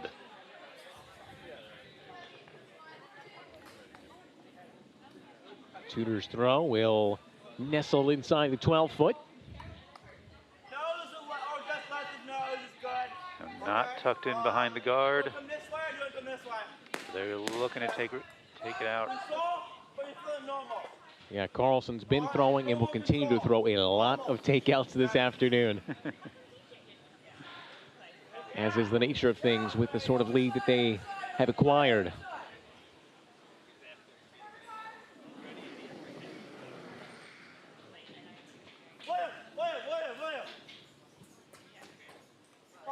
Ben Peters.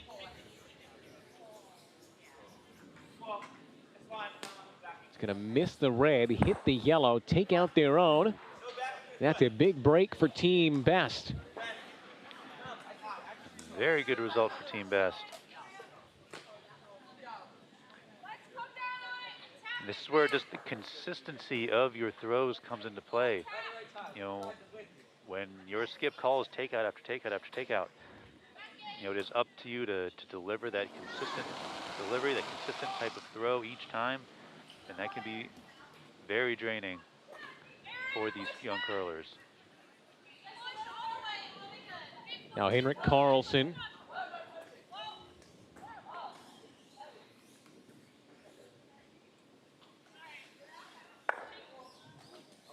Gets a very nice split on their shot red. Nice shot. Gives them control of both sides of the house. Team Best needed that. A good shot by Carlson.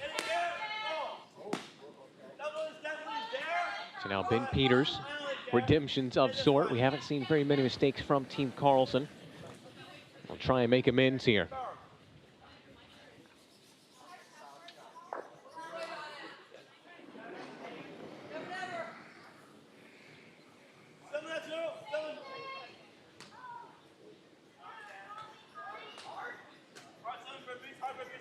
Sylvan Addlestone, big sweep on it, taking it all the way down onto the red. He clears one away.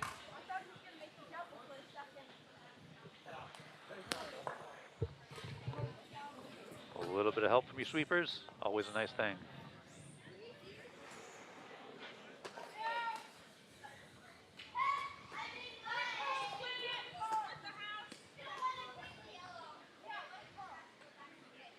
Going to basically replace that red. Now they're debating whether or not to split the house or to curl in behind the guard. They're going to go in behind the guard.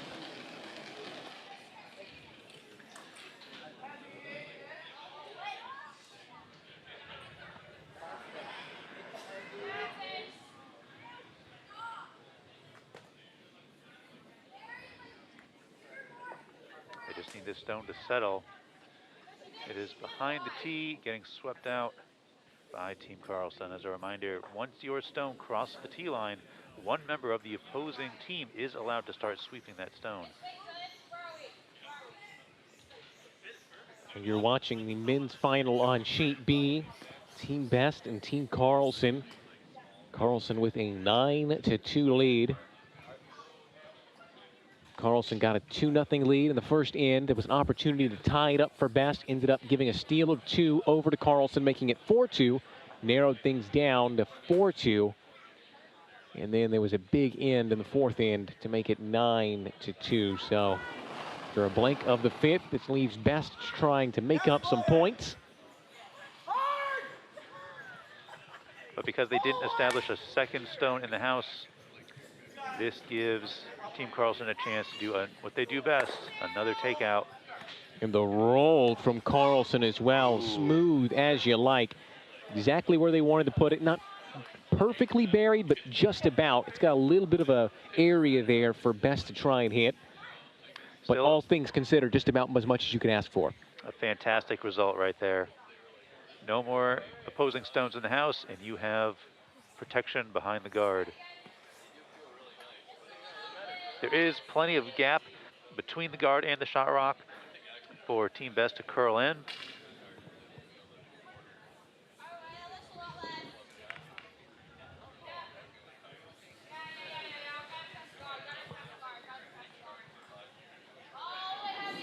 We'll see if they can make it happen.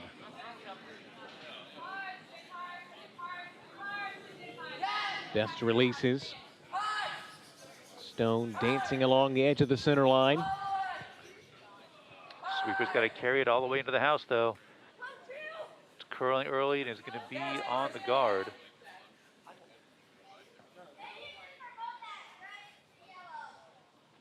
Just comes to a rest right in front of it.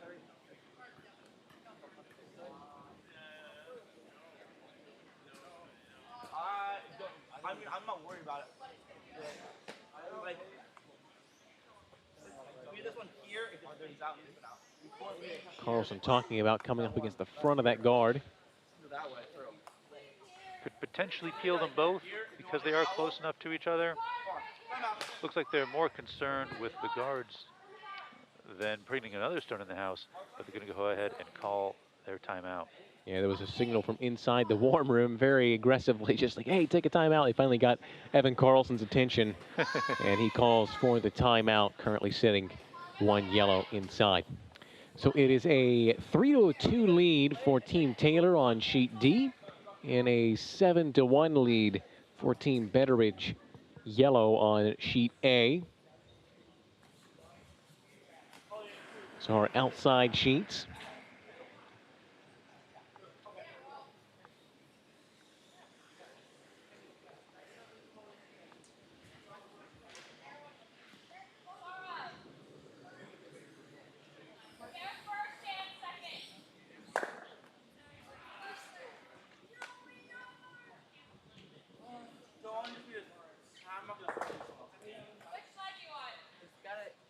Ben, just give me a room at the very edge. Yeah.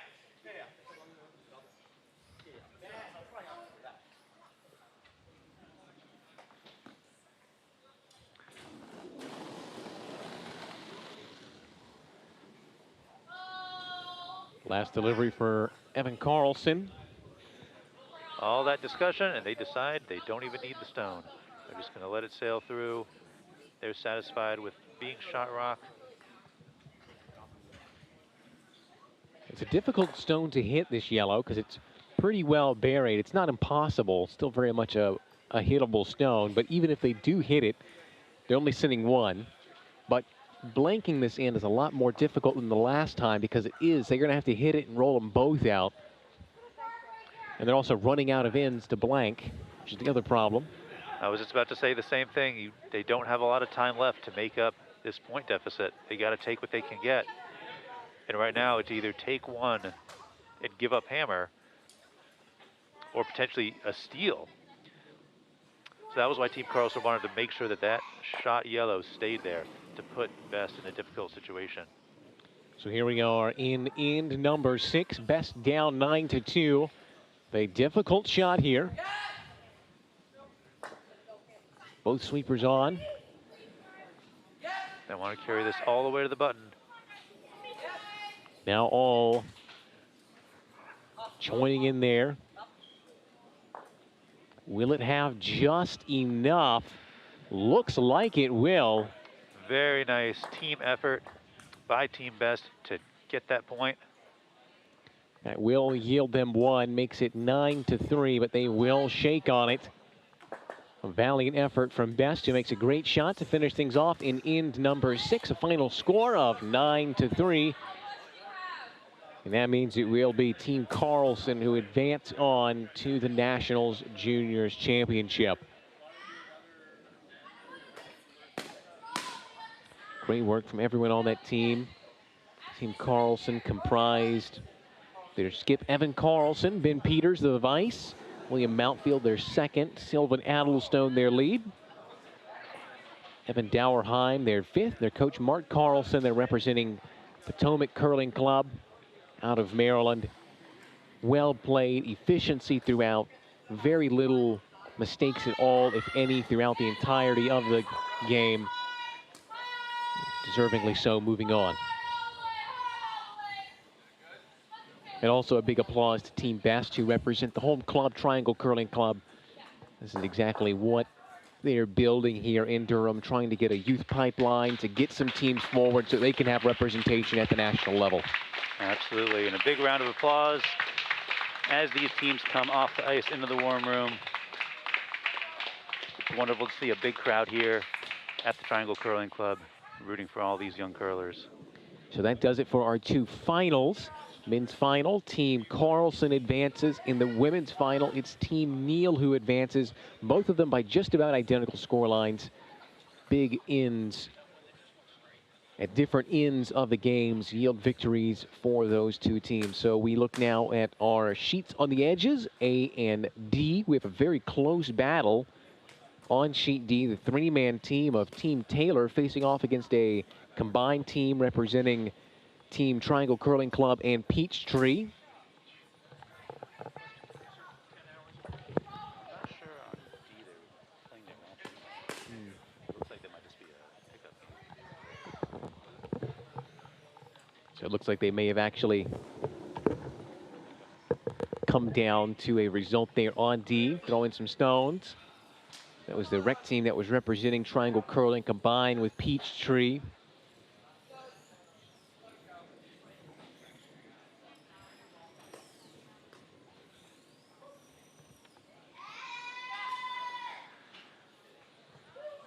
So Freya Stilp, vice for Team Merrill.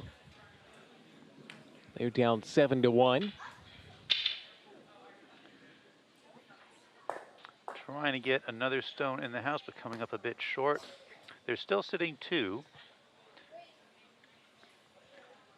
But a few points down, getting another stone in the house would have been a nice result. That would narrow the score down nicely. They're only in the 5th end here. So that would leave them with 3 ends to go and just a 4-point deficit to overcome.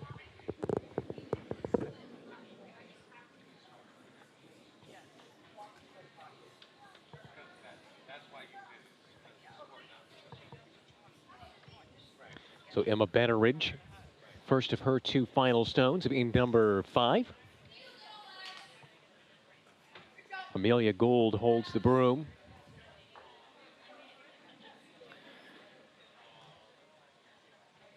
Now, if they want this shot to outcount the red, they can only see about half that stone. So they have to hit the gap between the guards and then curl in right at the end to make contact. Not an easy shot.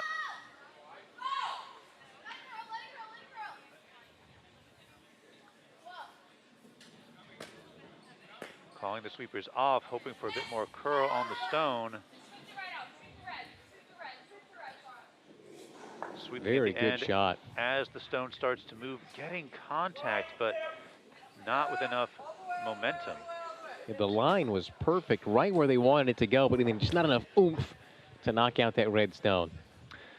That is a situation that curlers end up in. If you sweep a stone early, you could potentially maintain its momentum longer, but you're going to cut down on the curl. And if they had overswept that stone, it may have passed right by it and not made any contact at all. They decided to wait, get that curl, make sure they got the hit, but it didn't have enough left in the tank to move it out of shot position.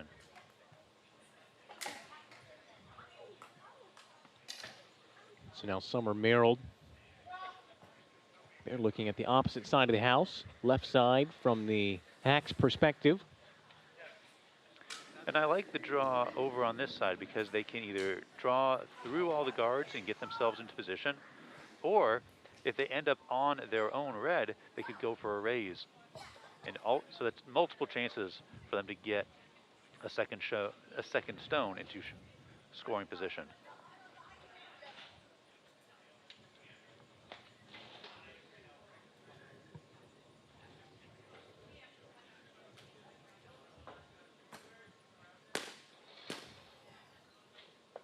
So they're going to get some deliberation from their coaches. This is a big inflection point here, because that 2-stone situation they were looking at for red's been cut down to just a single. 2 really gets them back into this one, Merrill. Not that 1 doesn't, but 2 is ideal.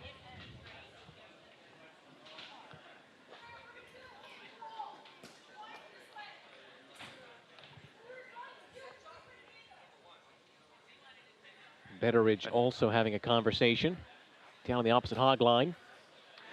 Another option for Team Betteridge, if they can remove the yellow stone that was just thrown, both of their red stones will be counting. So maybe that's the discussion they're having. They could potentially be sitting 3 if they can remove that stone and stick. And if you hit it on the nose, you can do so without too much risk of hitting your own. That's obviously, if you just hit the nose, that's a very difficult thing to do. But you can see now that's the switch. They were looking at going the other side on the draw. Now they're going to go in for that yellow, just as you said, Zakai. So that was what the deliberation was probably about. If they can get it just to the left of center, they could even roll in and be behind that big pile of guards. And if you can roll behind those guards, that stone's not going anywhere for the rest of the end. So a big time shot here. They are currently down by 6, Team Merrill. If they can get this shot away, they'd be sitting 3. Even a pickup of 2 would be massive as they head into the 6th end. This is the penultimate rock for Merrill. So it's not do or die on this one.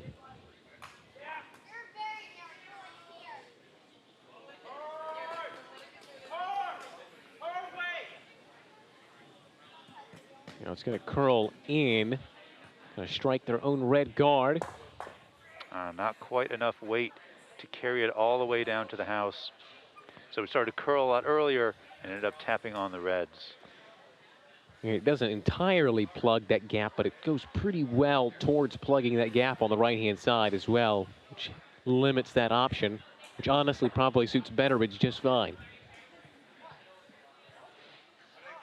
Which is what they may be talking about now, is putting a plug on the other side as well and just saying, we will take a loss of 1 on this end.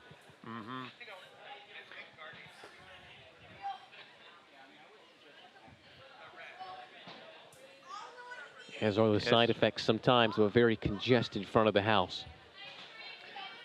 Yes, if you're Team Merrill right here, you're not really concerned with scoring big points. You've already done that.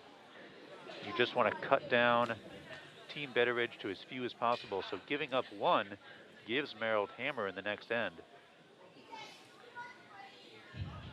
They are looking to maintain the status of the house here. Betteridge's penultimate stone, her final stone, excuse me. Just trying to plug a hole here on the left-hand side of the house.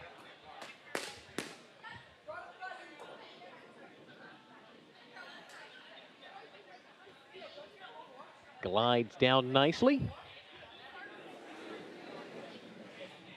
Pretty much where they drew it up. That'll do it. That eliminates the option that Betteridge was thinking about for their last stone before the timeout, coming down that side. It is possible to curl wider and get around everything, but now it's just a more difficult shot. They don't have the raise option anymore.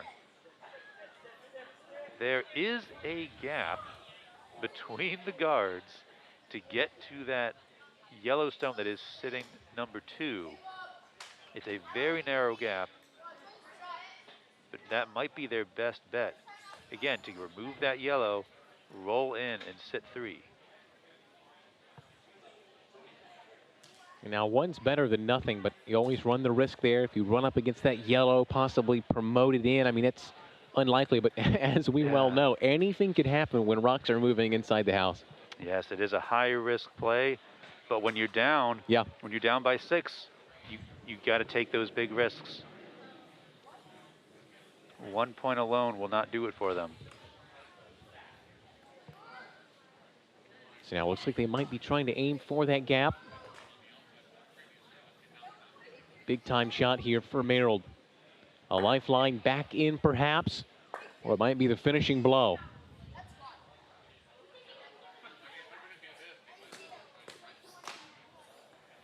The stone needs a good amount of weight because it has to hold straight all the way down the sheet. Freya still holding the broom.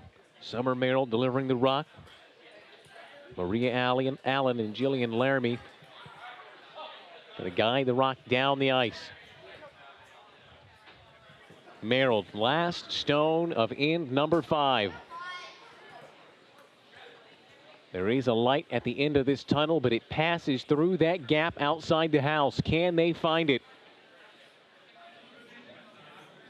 Looks a tad wide. Just ticks off their own red. Yep, that was the red that they put up the shot before. And that means Team Betteridge is only going to walk away with 1 point in end number 5. So that'll make it 7-2 with just 2 ends remaining. I can show you just how cruel sometimes the sport of curling can be. Those big point swings from 3 one way to 1 another.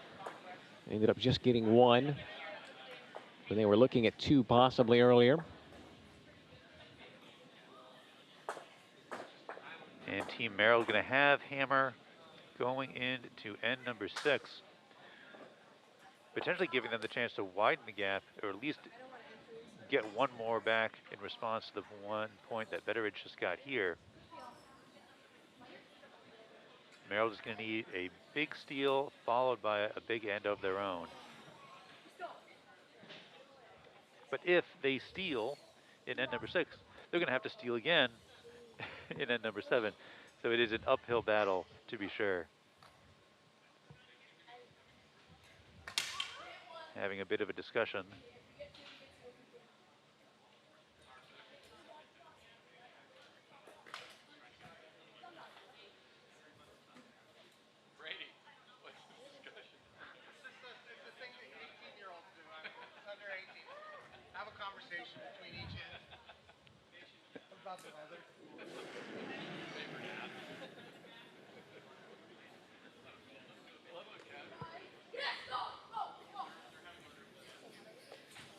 It is a very lengthy discussion.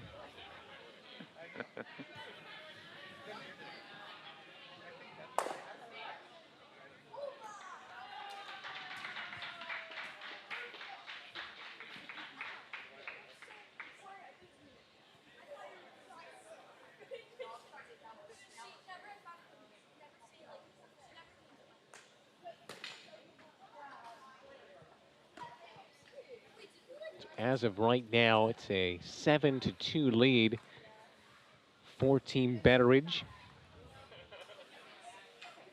Here representing a collection of clubs. Betteridge out of Peachtree Curling Club down in Georgia.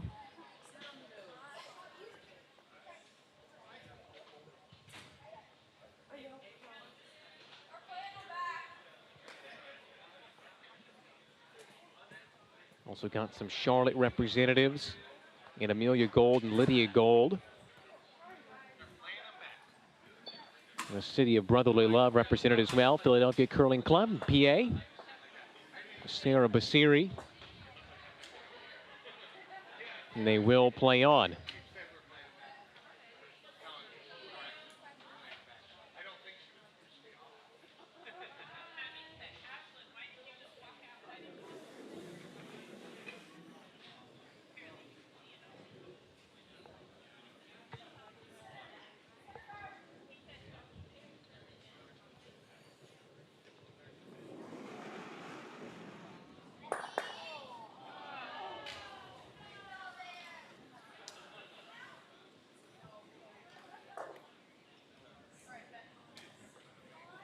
Now Merrill having to throw first, of course, in this deficit, which makes their job even more difficult.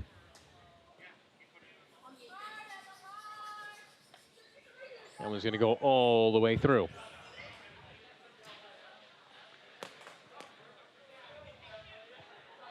So Lydia Gould.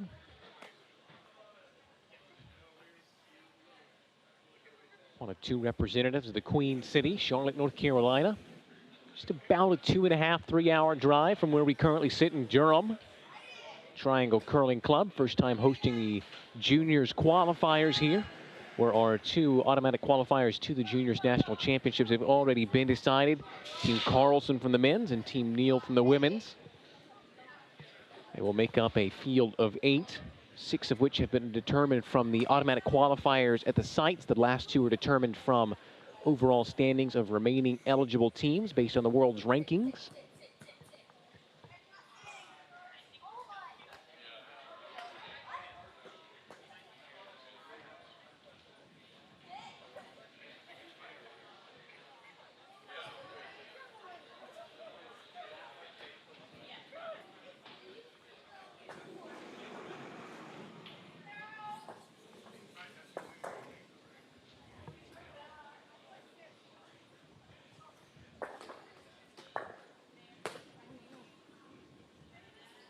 Maria Allen. Shot falls short. Might get across. Just about does. Oh, they're leaving it in play. Betteridge will take a look. They're debating whether or not it fully crossed the hog line.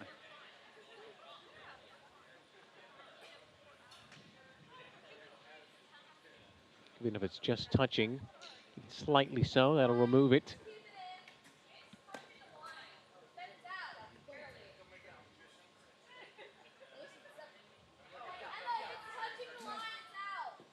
And they will remove it. They have removed it.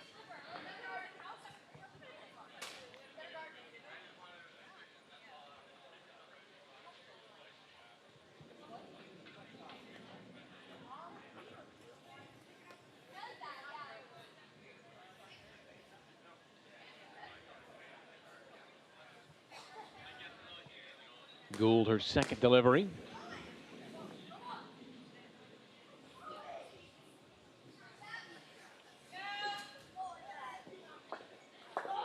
Sweepers on this one early.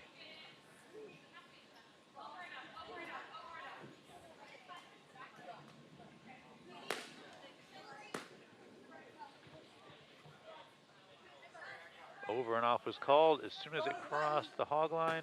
No more sweep necessary, and that will be a very nice guard. Very good job for a lead. Exactly what you want to do. 1 in and a guard. Something I fail to do on a regular basis.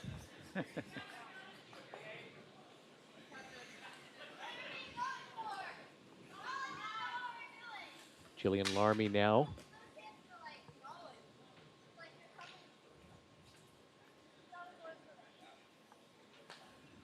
Trying to establish their own position in the house.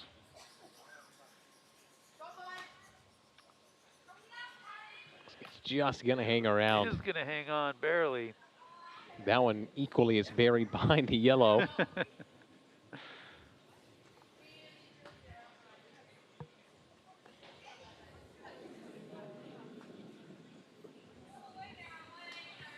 Sarah Basiri now.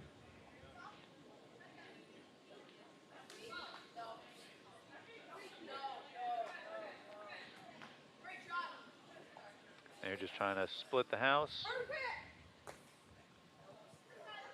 But this one is going to end up quite light, very far off in the corner.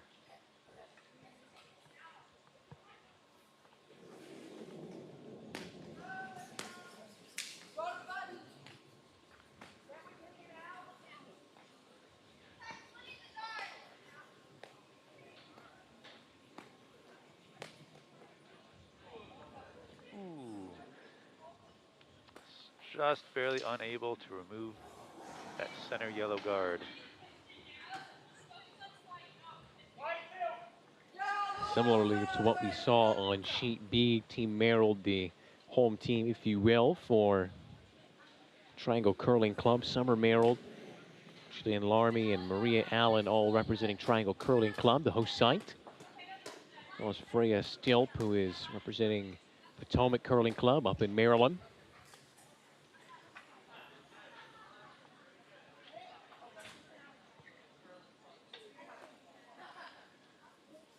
I don't want this one to roll too far back. is going to inch its way out of the back of the house.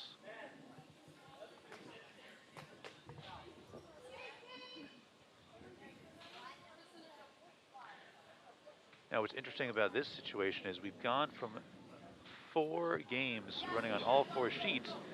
Now we're just down to games on the far sheets, which means the ice conditions are going to start changing. Very true. So just as these teams have gotten used to the ice being a particular way and with a particular amount of curl, now with fewer people on the ice, it's going to get a little bit frostier. The ice conditions are going to change, and these teams are going to have to readjust their play a little bit to account for that.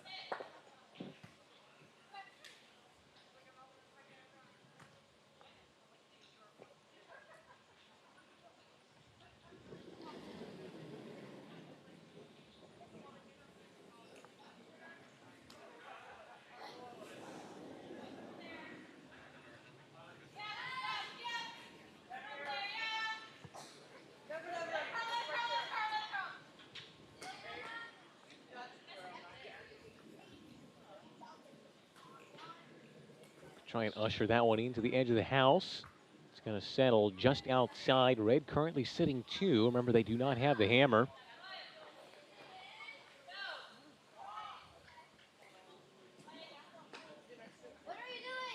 Well, this is the position you want to be in if you're ready. You want to start establishing stones in the house for a potential steal. But there's still a lot of house open for yellow to come in right at the end.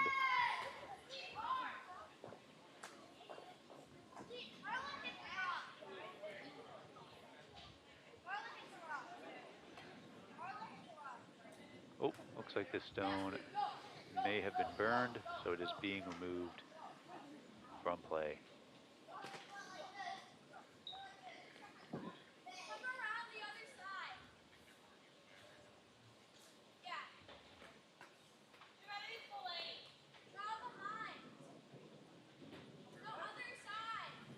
Sarah Basiri asking to curl around the other side. Betteridge sticks to her guns.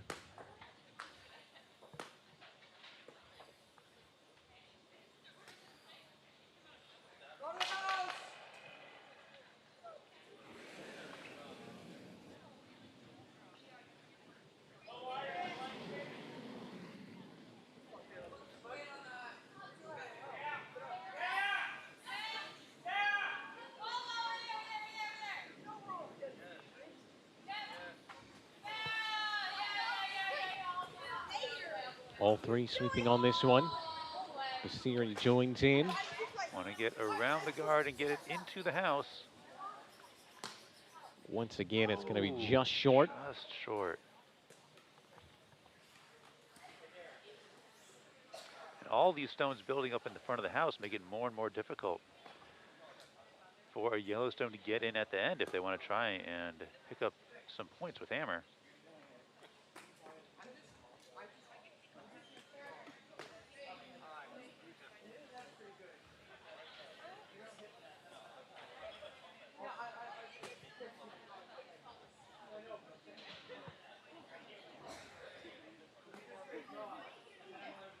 Meanwhile, this gives more and more opportunities to build up red stones in the house.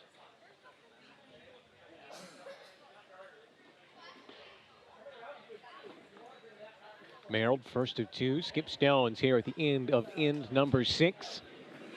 Down by 5. Currently sitting 2. Trying to add to it.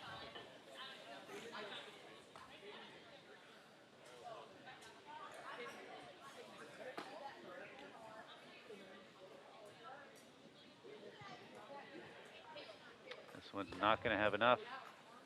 And the sweepers are just going to let it get tied up out front. Once again, you were talking about the shifting ice conditions. It's going to be a little bit colder out there because there's less bodies, which might be some of the slowness we're seeing in some of the rocks. That's true.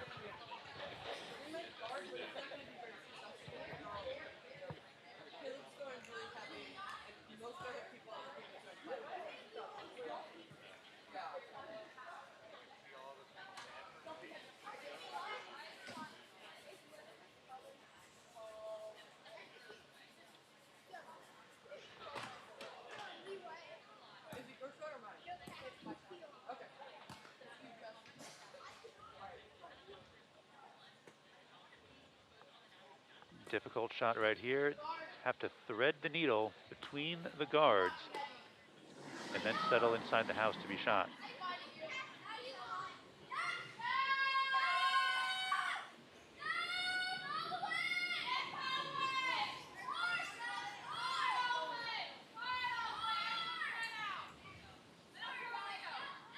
Are able to split that gap. Hits the red And well. hits the red. Well done. Very good shot from Betteridge.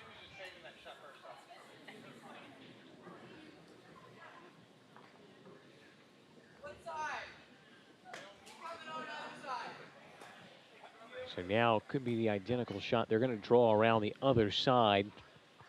Merrill. There's a tight gap that Betteridge was able to find.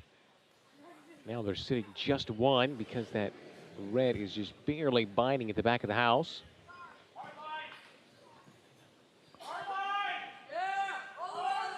So this is Merrill's last shot, which is the only reason that made me think they might go for that exact same line and take out the yellow, because with this, the maximum you can get is just one. They're going to take for a bit of a safer play here.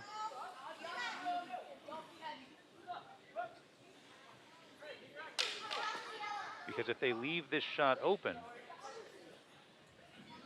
then the opposing team could do this nice draw to the button instead. Unfortunately, not enough weight and not able to reestablish control of the house. So now the draw is open for another Yellowstone to come in and score two. So they'll look for the identical shot. Trying to draw in behind as Betteridge looks to provide the dagger on this one. Here in end 6. Currently up 7-2. It was already a very difficult situation for Merrill, given that they would have to steal in consecutive ends.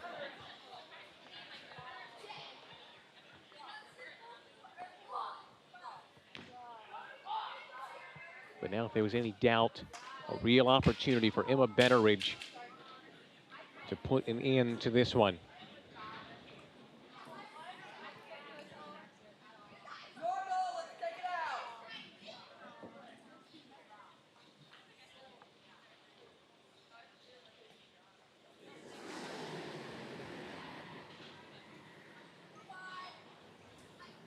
The release from Betteridge. Last rock of end number 6. Vice is coming out of the house to help sweep the stone in. They got to keep it moving. We've seen weight be an issue here this end as the ice is cooled off, and that'll settle out behind and be a single for yellow with hammer. And that will be a shake all around, wrapping up our final match. So it'll be 8-2, the final score. Emma Betteridge victory over Team Merrill. So that wraps up what has been a very exciting day, an exciting weekend, honestly, of curling action here at Triangle Curling Club. Their first time hosting a juniors event like this, and we got to see some incredible talent all throughout the weekend, but especially so today, as 2 of the teams were able to secure their qualification onwards. We wish them the best of luck, and we can certainly say thank you because we have enjoyed quite a lot here during this very compact weekend of curling. It's been a lot of fun all around, a lot of great matches here at the end. It's really exciting to see so much talent, so many young curlers out there every day exploring. Every day just keeping the sport of curling alive for the next generation. A lot of really talented folks out here today. And you never know where some of these young folks are going to be down the line. They're just going to keep getting better and better. Exactly. So congratulations to Team Carlson, our men's juniors qualifier onto the national stage, and Team Neal, who secured from the women's side as well. They will go on to the national championship for the juniors, which we believe will be held in April. So this was a lot of fun hosting from Triangle Curling Club in Durham, North Carolina. I'm Zach Burley. Zakai Siegel, we say thank you for tuning in. We can't wait to see you back here at Triangle Curling very soon.